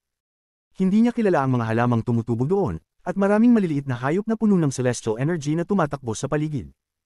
Lahat sila ay may malalakas na cultivation. Naramdaman niya ang iba't ibang matinding aura doon. Ang mga aura na ito ay napakalakas at nagpapaalala sa kanya ng 7-colored dawis na nakita niya sa 7-colored realm. Nakakita siya ng isang sinag ng liwanag na dumaan sa kalangitan ngunit huminto sa ere upang ipakita ang isang batang babae na nakasuot ng asul. Ang batang ito ay mukhang 7 o 8 taong gulang at maganda. Ang kanyang mga mata ay walang kapintasan, may kasamang pagkamausisa. Pagkatapos tumingin, ang mga mata niya ay tila kayang tumagos sa lahat ng bagay, at nakita siya ni Wang Lin. Saan ito? Tumitig si Wang Lin sa lahat ng kanyang nakikita ng may pagkabigla. Ngunit habang siya ay nagmamasid, isang puwersa ang nagmula sa Void at pinigilan siyang palawakin ng kanyang divine sense. Pinwersa rin itong ibalik ang kanyang divine sense kaya ang lahat ng kanyang nakita ay naging malayo. Bumalik si Wang Lin sa harap ng dalawang vortex sa void. Tinitigan ni Wang Lin ang vortex na nagdadala sa misteryosong mundo. Tahimik niyang pinag-isipan ito. Pagkalipas ng ilang sandali, kumislap ang mga mata niya at naglakad siya patungo sa vortex na papuntang planet Suzaku. Sa sandaling ang kanyang mga paa ay malapit nang pumasok sa vortex, narinig niya ang isang malambing na boses ng bata sa kanyang isipan. Bakit ka aalis? Ito ang Celestial Immortal Continent, ang pangalan ko ay Dal, ano ang pangalan mo? Tumigil ang hakbang ni Wang Lin, ngunit ang boses ay malabo. Parang sobrang layo at unti-unting nawala. Celestial Immortal Continent. Tumingin si Wang Lin at tinitigan ang ibang vortex. Hindi ito ang unang pagkakataon na narinig niya ang pangalan na iyon. Narinig niya ito mula sa lunatic noong nakaraan. Sinabi ng lunatic na ang kanyang bayan ay tinatawag na Celestial Immortal Continent. Tahimik na pinag-isipan ni Wang Lin at may konting pagkaintindi siyang natamo. Malapit na niyang matuklasan ang isang lihim na magpapabago sa inner at outer realms. Ngunit may isang manipis na hadlang na pumipigil sa kanya na tapusin ang kanyang mga iniisip. Celestial Immortal Continent, Seven Color Daoist, Qing Shui, Madman, Sovereign, Old Ghost Zon, Racing Heavenly Dao, Heaven-Defying Bead, at pati na rin ang sinabi ni Old Ghost Zon habang kausap ang Sovereign, Inner Cave, may isang hilo na kumukonekta sa lahat ng mga bagay na ito. Hindi ko pa alam kung ano ito, ngunit kapag nagkonekta sila, iyon ang magiging nakakagulat na lihim ng inner at outer realms. Marahil ang dati kong sarili bago ang Dream Dao ay hindi karapat-dapat malaman ito, pero ngayon, alam ko na. Ang mga mata ni Wang Lin ay kumislap ng malamig at naglakad patungo sa vortex na papuntang planet Suzaku. Agad na sumanib ang kanyang katawan sa vortex at naglaho.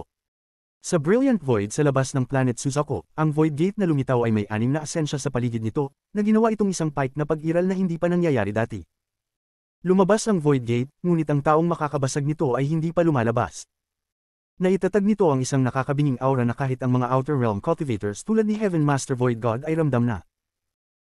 May 6 na asensya. Kahit ang Sovereign ay hindi makakagawa ng ganito. Kung mabuksan ng taong ito ang gate, kahit na nasa unang yugto lamang siya ng Nirvana Void, kayang makipaglaban sa Arcane Void Cultivators at mabilis na maglakbay sa mga realms ng Void.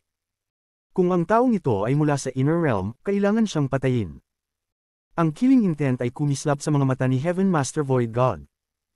Hindi na niya tinitigan ang Void Gate na nakakakilabot at nagsimulang maglakad patungo sa planet Suzaku. Kahit avatar lamang siya, ang avatar na ito ay nasa unang yugto ng Arcane Void. Nang malapit siya sa Porma Sion sa paligid ng planet Suzaku, itinaas niya ang kanyang kanang kamay at naging purple mist ito. Ang purple mist ay mabilis na lumaki at mabilis na tumarget sa Porma Sion sa paligid ng planet Suzaku. Tumunog ang mga malalakas na ingay at ang Porma Sion na tumagal ng ilang buwan at halos mag-collapse ay nagkabasag. Habang ang mga piraso ay nagkalat, ang planet Suzaku ay walang proteksyon. Patayin ang landas papasok, sirain ang planeta, at mabilis na umalis. Naglakad si Heaven Master Void God patungo sa collapsed formation. Agad niyang nakita ang estatwa na tumagos sa mga ulap sa planet Suzaku. Libo-libong cultivators ng Inner Realm ang pumulibot sa estatwa. Handa silang makipaglaban hanggang sa kamatayan. May kasamang pang-iinis, itinaas ni Heaven Master Void God ang kanyang kanang kamay at malapit ng sirain ang estatwa. Ngunit sa oras na iyon, nagbago ang kanyang ekspresyon at tinitigan ang kalawakan sa tabi ng Void Gate. Ang taong susubok basagin ang gate. Kabanata 16:18 Pagbasag ng pinto nangangahulugang pagtungtong sa ikatlong hakbang. Sa labas ng planeta Suzaku, isang vortex ang lumitaw sa tabi ng Void Gate. Habang umiikot ang vortex, isang nakakagimbal na aura ang kumalat. Sa sandaling lumingon si Heaven Master Void God, nang malaman ng batang lalaki na nakasuot ng berdeng robe at naramdaman ng isang bagay, agad siyang tumingin. Ganun din si Zhou Jin. Maging ang mga tens of thousands na mga cultivator na naglalakad patungo sa planeta Suzaku ay naramdaman ang nakakatakot na aura na ito. Pamilyar sila sa aura na ito. Pamilyar ang batang lalaking nakasuot ng berdeng robe sa aura na ito. Pamilyar si Heaven Master Void God sa aura na ito. Si Zhou Jin ay lalong pamilyar sa aura na ito, at halos mawalan ng ulirat. Gayun din, ang aura mula sa vortex sa tabi ng Void Gate ay nagbigay ng pakiramdam ng pamilyaridad na matagal nang nakatago sa loob ng mga dekada sa mga cultivator sa paligid ng estatwa. Sabi ko sa iyo, hindi siya mamamatay. Hindi siya mamamatay. Siya ang kapatid ko, hindi siya mamamatay. Nanginginig na sabi ni Sito Nan, puno ng saya ang kanyang mga mata, at nagsimula itong tumawa. Huminga ng malalim si Master South Cloud. Bago pa man, tinatansya niya kung sino ang may swerte upang paganahin ang Void Gate gamit ang 6 na essence. Ngayon na naramdaman niya ang aura na ito, nagsimula rin siyang tumawa. Magaling, magaling, magaling. Paano nga ba mamamatay ang Lord ng Sealed Realm? Nanginginig sina 13, Master Lufu, at ang haminang Azure Dragon Divine Emperor habang tinitingnan nila ang vortex sa tabi ng Void Gate, ang kanilang mga mata ay punong-puno ng excitement. Lalo na si 13 na labis na nasa sabik. Ngumiti si Master Longpan habang tinitingnan ng vortex sa tabi ng Void Gate. Para bang nakita niyang muling nagalit ang isang tao sa kanya noong mga nakaraang taon. Lord ng Sealed Realm. Lord ng Sealed Realm. Ang mga libu-libong cultivator sa paligid ng estatwa ay naging puno ng kagalakan at sumigaw, luwalhati sa Lord ng Sealed Realm. Luwalhati sa Brilliant Void. Ang ilan sa kanila ay hindi pamilyar sa aura na ito, pero nang makita nila ang reaksyon ni Sitonan at mga kasama, isang pangalan ang pumasok sa kanilang isipan. Isang pangalan na hindi nila malilimutan. Lord ng Sealed Realm, Wang Lin. Ang mga sigaw ng libu-libong cultivator sa paligid ng estatwa ay lalong lumakas. Sa huli, ang mga tinig ay nagsanib at kumalat sa kalawakan, sa mga tainga ng mga tens of thousands na Outer Realm cultivators. Sa sandaling magising ang bangungot na nakalimutan na ng mga Outer Realm cultivators, isang batang lalaki na may puting buhok na nakasuot ng puti ang lumabas mula sa vortex sa tabi ng Void Gate. Ang kanyang puting buhok ay sumayaw at ang kanyang mga damit ay damaloy. Sa mga sandaling iyon, nagbigay siya ng pakiramdam na parabang bagong-bago siyang bumangon mula sa Netherworld, mula sa pagkakahawak ng kamatayan. Siya si Wang Lin, siya ang Lord ng Sealed Realm. Bumalik na ako. Lumakad si Wang Lin mula sa vortex at ang kanyang malamig na mata ay nagbigay ng malamig na intensyon. Tiningnan niya ang mga tens of thousands na Outer Realm cultivators. Ang sinumang tumingin sa kanya ay nanginginig at kusa silang umatras sa takot. Partikular na si Zhou Jin, na parang nanginginig at mabilis na umatras. Ang mga mata ng batang lalaking nakasuot ng berdeng robe ay puno ng hindi paniniwala. Sa kanyang isipan, si Wang Lin ay dapat napatay na. Ngunit ngayon, hindi lamang siya buhay, bumalik siya at pinaga niya ang Void Gate gamit ang 6 na essences. Dahil dito, nawalan ng balanse ang kanyang kalmado. Lord ng Sealed Realm. Bumalik na ang Lord ng Sealed Realm. Luwalhati sa Lord ng Sealed Realm. Luwalhati sa Lord ng Sealed Realm. Ang mga libu-libong cultivator sa planeta Suzaku ay tila na puno ng walang hanggang lakas. Sila ay nagsimulang tumakbo palabas na may hindi pa naririnig na aura na ikinoshake ang mga bituin. Habang lumitaw si Wang Lin at nagalak ang mga Inner Realm cultivators, nagiging sobrang bigat ang ekspresyon ni Heaven Master Void God. Ang puot ay sumot sa kanyang mga mata at nagsimula siyang lumakad patungo kay Wang Lin sa ilalim ng Void Gate. Batang-bata, hindi ka namatay noon, pero mamamatay ka ngayon. Gusto kong makita kung paano makakaligtas ang isang junior na hindi pa nag-carry rating sa ikatlong hakbang laban sa akin. Noong panahoy hindi ko nakuha ang katawan mo, pero dahil ikaw na ang dumaan dito, kukunin ko ito. Ang nangyari noon ay isang malaking kahihiyan kay Heaven Master Void God, pero ito rin ay nagbigay ng matinding takot sa kanya. Natakot siya sa pana. Gayunpaman, bilang isa sa mga 5 master, hindi siya pwedeng umatras ng walang laban. Habang nagsasalita siya, bumilis siya at agad na lumapit kay Wang Lin. Ang ekspresyon ni Wang Lin ay walang pakialam. Habang lumalapit si Heaven Master Void God, isinara niya ang kanyang mga mata at pagkatapos ay bigla itong binuksan. Nang binuksan niya ang kanyang mga mata, ang aura ng isang dakilang iskolar ay kumalat mula sa kanya.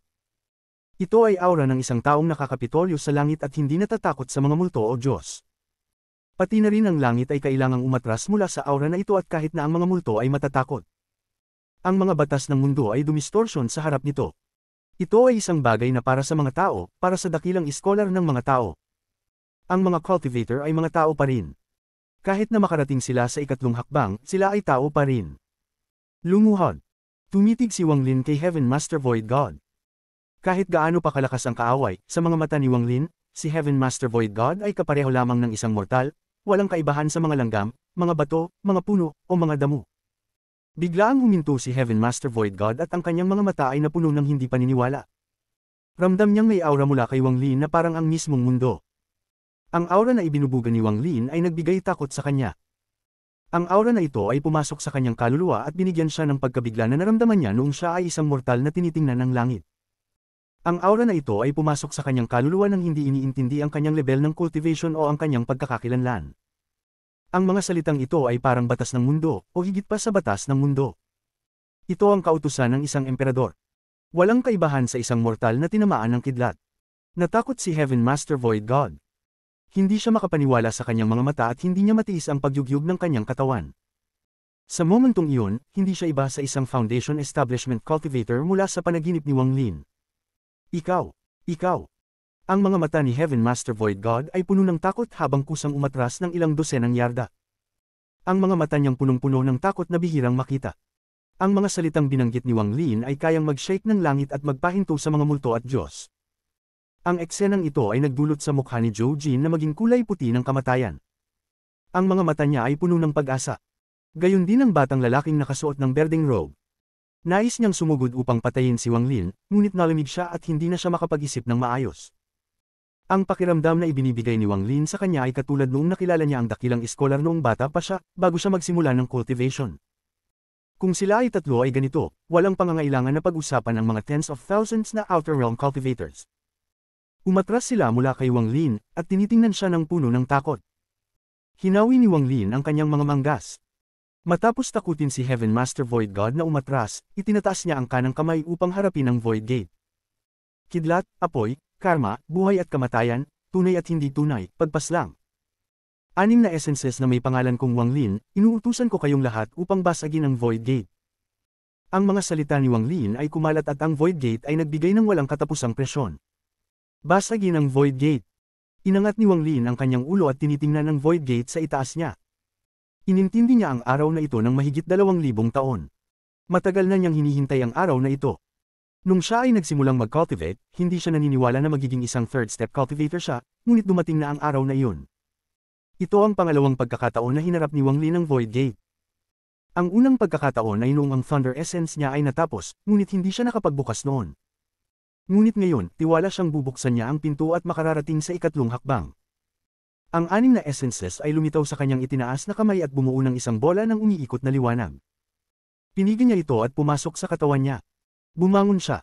Sa harap ng mga tingin ng mga tens of thousands na Outer Realm cultivators, mga libo-libong cultivators mula sa Inner Realm, at ilang third step cultivators, sumugod siya patungo sa Void Gate. Kapag binasag niya ang pinto, magiging third step cultivator siya. Kapag binasag niya ang pinto, maaari niyang gawin ang nais niya. Kapag binasag niya ang pinto, magiging kwalipikado siyang malaman ang huling lihim ng Inner at Outer Realms. Noong bata siya, nahirapan siyang mag-cultivate. Naabot niya ang unang hakbang at ang ikalawang hakbang. Ngayon, babasagin niya ang Void Gate sa harap ng mga mata ng tens of thousands na cultivators at makararating sa ikatlong hakbang. Malinaw na naaalala ni Wang Lin ang atake ni Qing Shui gamit ang Slaughter Essence laban sa Void Gate. Ang atake na nagdulot sa isang sulok ng Void Gate na gumuho. Ang pagkakaroon ng kapangyarihan upang basagin ang isang sulok ng pinto ay napakabihirang. Para sa mga katulad ni Zhou Jin, ang pagbasag sa Void Gate ay parang pagsusumikap lamang na itulak ito upang mabuksan. Parang isang mortal na sinusubukang itulak ang isang batong may bigat na 1,000 libra. Kahit na may tulong ng Just Flames, mararamdaman ng isa na parang dumaan siya sa isang matinding laban matapos buksan ang pinto. Mula pa noong sinaunang panahon, kakaunti lamang ang mga tao na kayang gawin ito ng kasing dali ni Qing Shui. Habang damadami ang mga essence na ginamit upang likhain ang Void Gate, lalong magiging mahirap itong buksan, at lalo na basagin. Ang 6 na essence ay hindi pa kailanman lumitaw, kaya ang Void Gate na nabuo nila ay ang pinakamalakas na nakita kailanman sa Inner at Outer Realms. Ang hirap ng pagbasag sa Void Gate na ito ay ilang beses na mas mataas kaysa noong binasag ni Qing Shui ang kanya.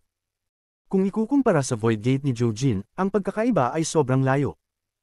Ngunit gayon din, kapag nabasag ni Wang Lin ang pinto, matatanggap niya ang kapangyarihan ng Void Gate at ito ay magsasama sa kanyang 6 na essences. Ang kanyang lakas ay tatalon at lalago ng malaki.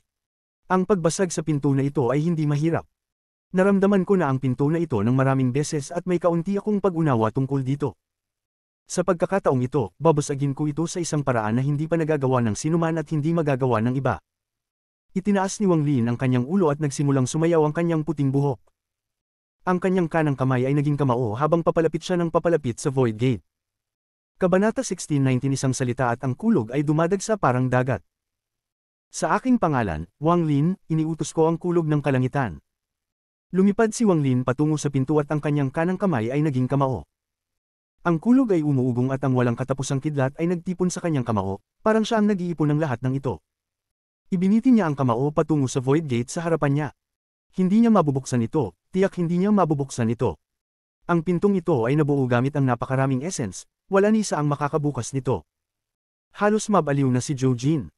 Nagtakbuhan siya ng may pag-aalala sa kanyang mga mata. Umaasa na lamang siya na hindi mabuksan ni Wang Lin ang Void Gate upang magkaroon siya ng pagkakataon na mabuhay. Sa 6 na essences, ang Void Gate ay ilang beses na mas mahirap buksan kaysa noong binuksan ko ang pinto, at si Wang Lin, mahirap para sa kanya na mabuksan ito. Habang damadami ang essences, lalo itong magiging mahirap buksan. Mabibigo siyang buksan ito, at kapag nabigo siya, mamamatay siya. Ang batang lalaki na nakasuot ng berdeng robe ay umatras din. Nauunawaan niya na kapag ikaw ay hamarang sa isang taong susubukang basagin ng Void Gate, siya pa ang matutulungan mo. Ang ekspresyon ni Heaven Master Void God ay naging malungkot habang umatras siya. Tinutok niya ang kanyang mata kay Wang Lin na malapit ng basagin ng Void Gate at ngumisi. Kung ang Void Gate ay ganoon kadaling buksan, tiyak magulo na ang mundo. Ang Void Gate na pinaandar gamit ang 6 na essences ay mahirap buksan, higit pa sa iniisip ng iba. Isang batang disipulo, kahit na naging swerte siyang makakuha ng 6 na essences, anong silbi nito? Gusto kong makita kung paano niya susubukang buksan ang Void Gate na ito. Baka hindi ko na kailangan pang gawin ng anuman, at siya na mismo ang mamatay sa Void Gate. Hindi nila pinaniwalaan na mababasag ni Wang Lin ang Void Gate, o hindi nila gustong maniwala. Ngunit para sa mga cultivator ng Inner Realm, umaasa sila mula sa kaibuturan ng kanilang mga puso na mababasag ni Wang Lin ang Void Gate at maging isang cultivator ng third step. Wang Lin, kailangan mong basagin ang Void Gate. Si Sito Nan ay kumuyam ang kamao at nagmukhang kinakabahan. Nabuksan na niya ang sarili niyang Void Gate, at kahit na tinulungan siya ni Qing Lin, nakaranas siya ng hirap. Alam niya kung gaano kahirap ito, at ang Void Gate ni Wang Lin ay mas malakas pa kaysa sa kanya. Dahil dito, lalo siyang nag-alala. Ang mga mata ni Master South Cloud ay kumislap at huminga siya ng malalim. Napagdesisyonan na niyang gamitin ang kanyang buong lakas upang tulungan si Wang Lin sa pinakamahalagang sandali. Isang pinto na nabuo gamit ang 6 na essences. Kailangan natin siyang tulungan na basagin ito anuman ang mangyari. Kapag nabuksan niya ito, magiging isang napakalakas na puwersa para sa ating inner realm ang cultivation ni Wang Lin. Si Master Lu Fu, si Master Long Pan, ang Azura Dragon Divine Emperor, at iba pa ay nagtinginan. Lahat sila ay mukhang tensyonado. Lalo na si Azure Dragon Divine Emperor na labis na nag-aalala. Kilala na niya si Wang Lin matagal na panahon na at alam din niyang si Wang Lin ay miyembro ng Four Divine Sect. Sa puntong ito, inabot niya ang kanyang kamay sa kawalan at lumitaw ang 4 na yaman ng Four Divine Sect. Sa pinakamahalagang sandali, gagamitin ko ang mga yaman ng Four Divine Sect upang matulungan siyang basagin ang pinto. Hindi alintana ang iniisip ng iba, si Wang Lin ay nababalot ng kulog at tumatakbo patungo sa Void Gate. Kung ikukumpara sa Void Gate, si Wang Lin ay napakaliit. Ngunit ang maliit na anyo na iyon ay naging dahilan upang makalimutan ng lahat ng mga cultivator sa paligid na mag-isip habang nakatingin sila sa nakamamanghang suntok ng kulog ni Wang Lin. Ginamit na ni Wang Lin ang suntok na ito sa Void Gate dati, ngunit itinulak lamang nito ng kaunti. Ngunit ngayon, natapos na niya ang 6 na essences, at kahit na hindi pa sila nagsanib, ang kanyang kulog ay ilang beses nang mas malakas kaysa noong una. Tumama ang suntok at ang isang malakas na kulog ay yumalulong. Ang anyo ni Wang Lin ay parang unang walang hanggang kidlat sa mundo, at ito ay sumabog sa Void Gate. Ang malalakas na kulog ay umuugong sa lahat ng direksyon. Ang matinding shockwave ay nagdulot sa maraming mga cultivator sa paligid na umubo ng dugo at lumipad pabalik. Natakot sila at gusto nang umalis. Habang ang mga kulog na umuugong ay patuloy na umuugong, ang higanting Void Gate ay nayanig, parang hindi ito kayang tiisin at dahan-daang nagbukas ng isang maliit na siwang. Sa sandaling nabuksan ng Void Gate ng isang siwang, sumigaw si Wang Lin. Habang ang sigaw ay umuugong sa buong Brilliant Void, ang kulog at kidlat ay sumabog sa buong Brilliant Void. Parang may nagutos sa kanila, at sila ay tumakbo patungo sa planet Suzaku. Ang buong Brilliant Void ay hindi tumigil sa pagyanig. Ang kulog at kidlat ay parang kinakaladkad mula sa bawat planeta at tinatamaan ng planet Suzaku. Mas marami pang mga kidlat ang dumadaan sa kalawakan.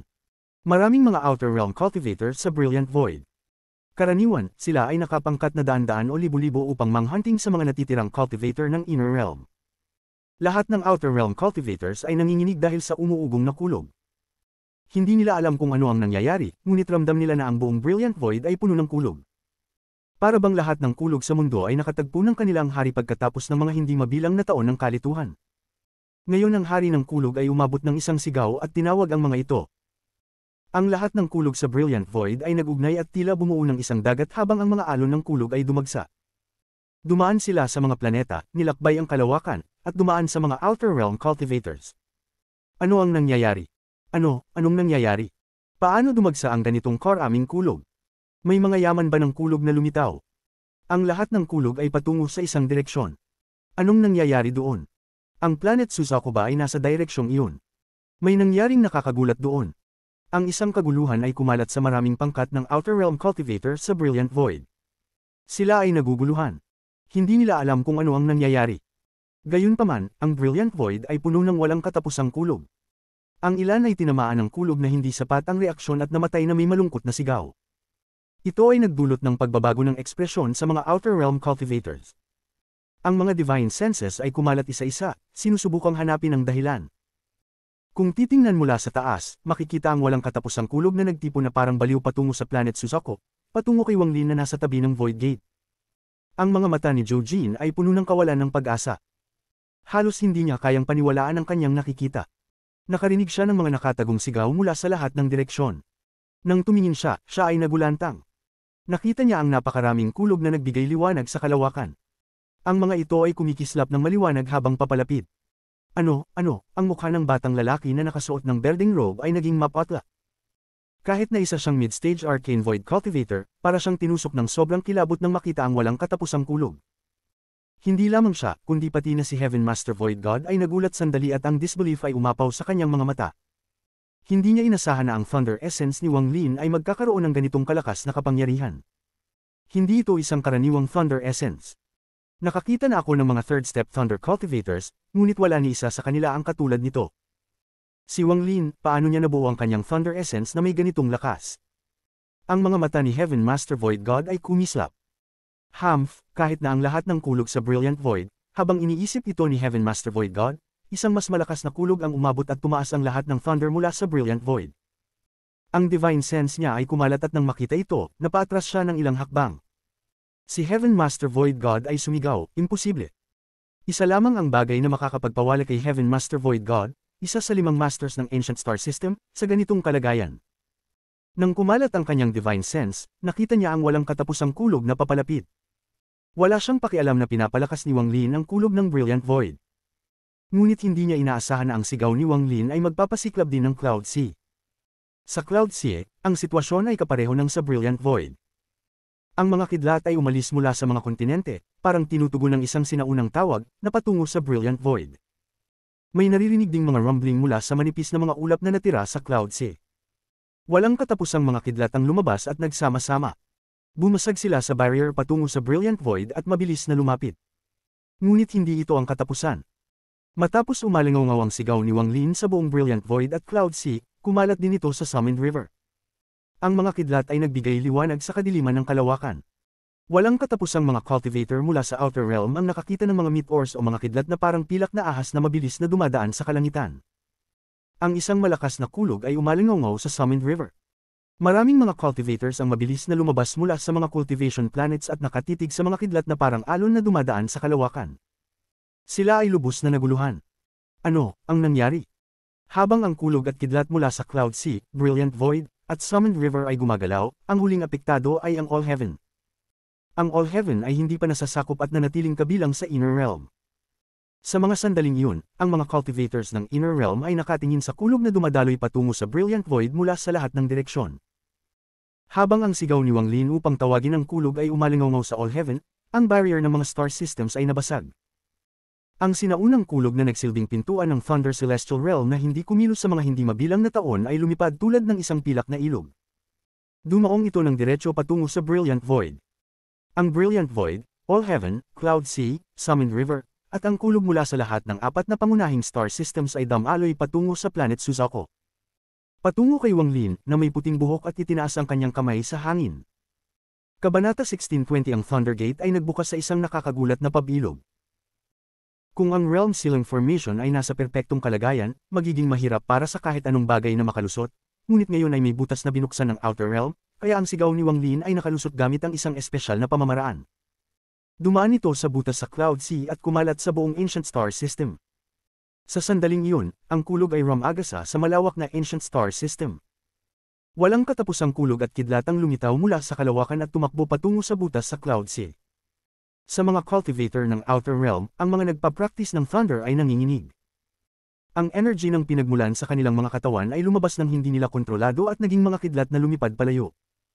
Ang kulog ay mabilis na dumaan sa buong Ancient Star System at pumasok sa butas sa Cloud Sea.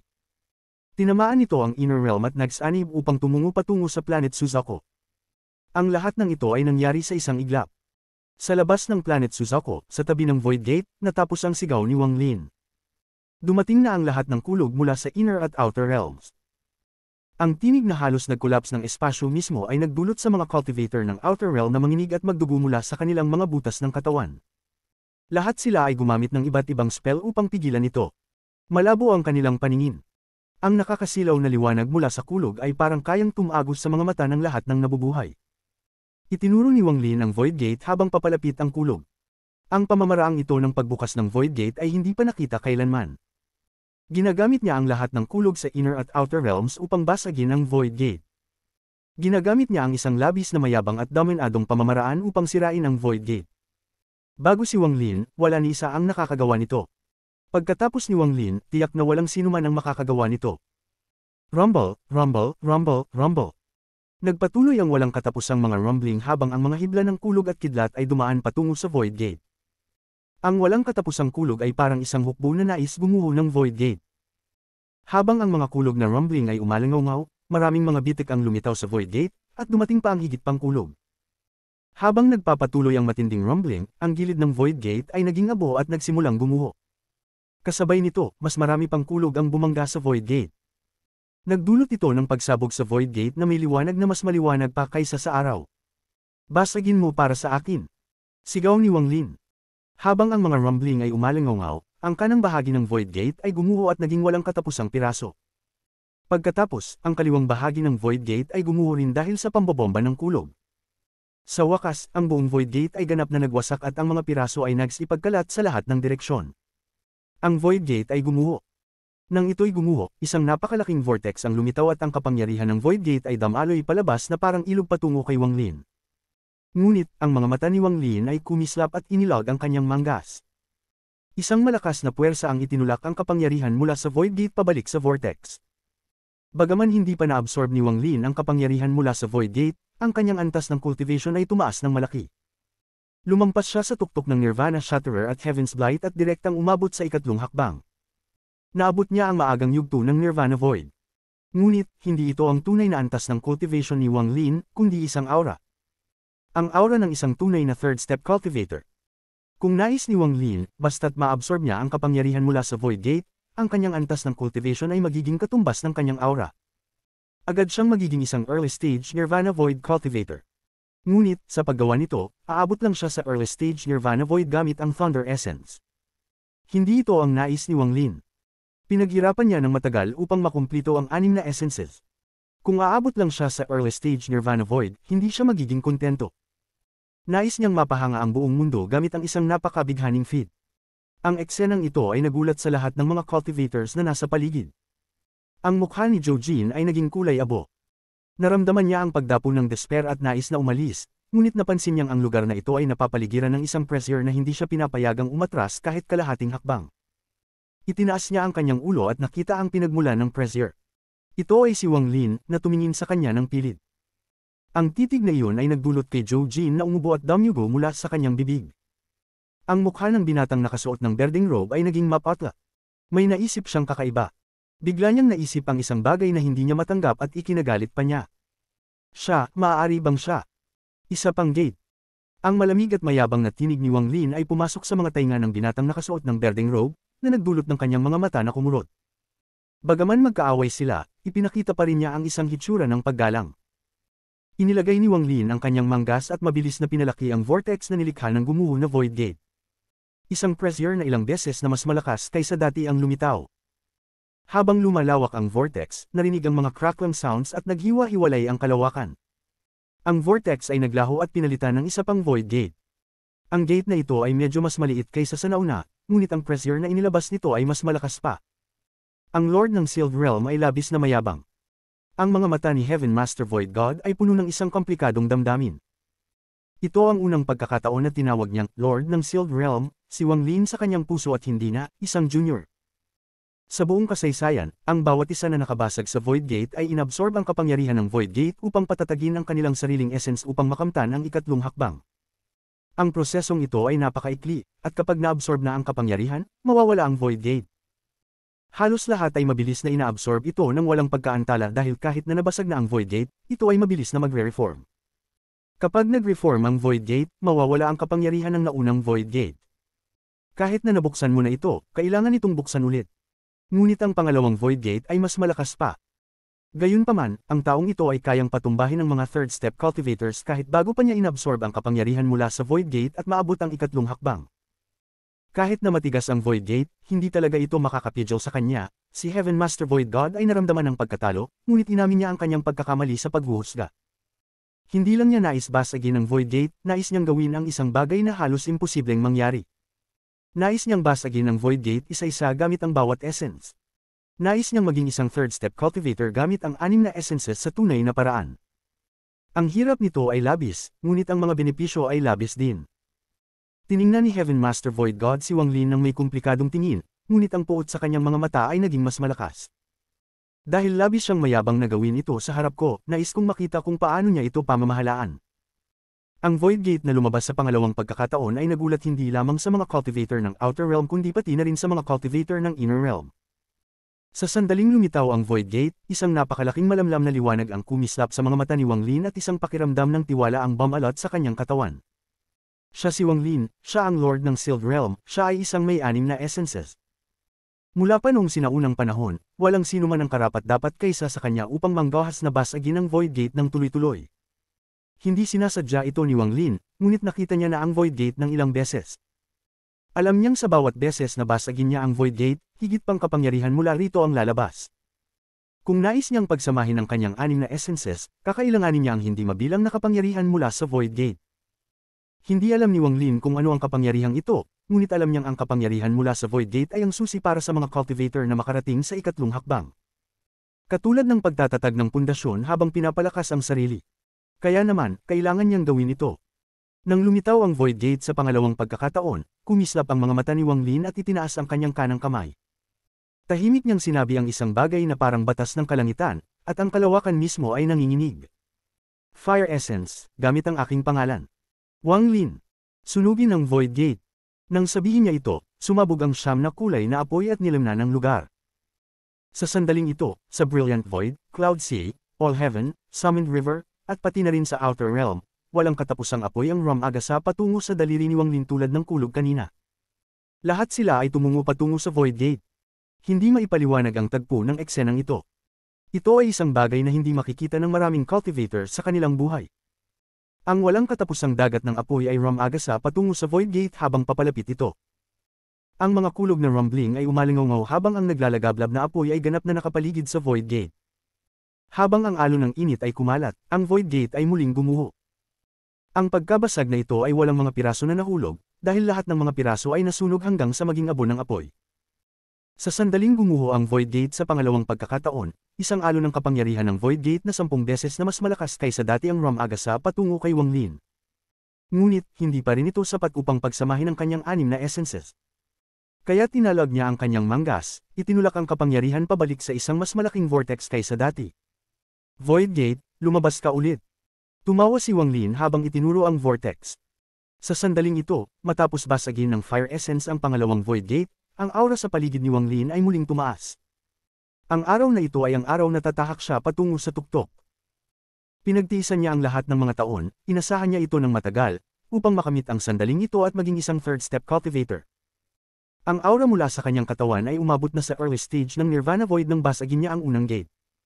Ngayon na basagin niya ang pangalawang gate, ang kanyang aura ay tumaas ng direkta sa mid-stage Nirvana Void.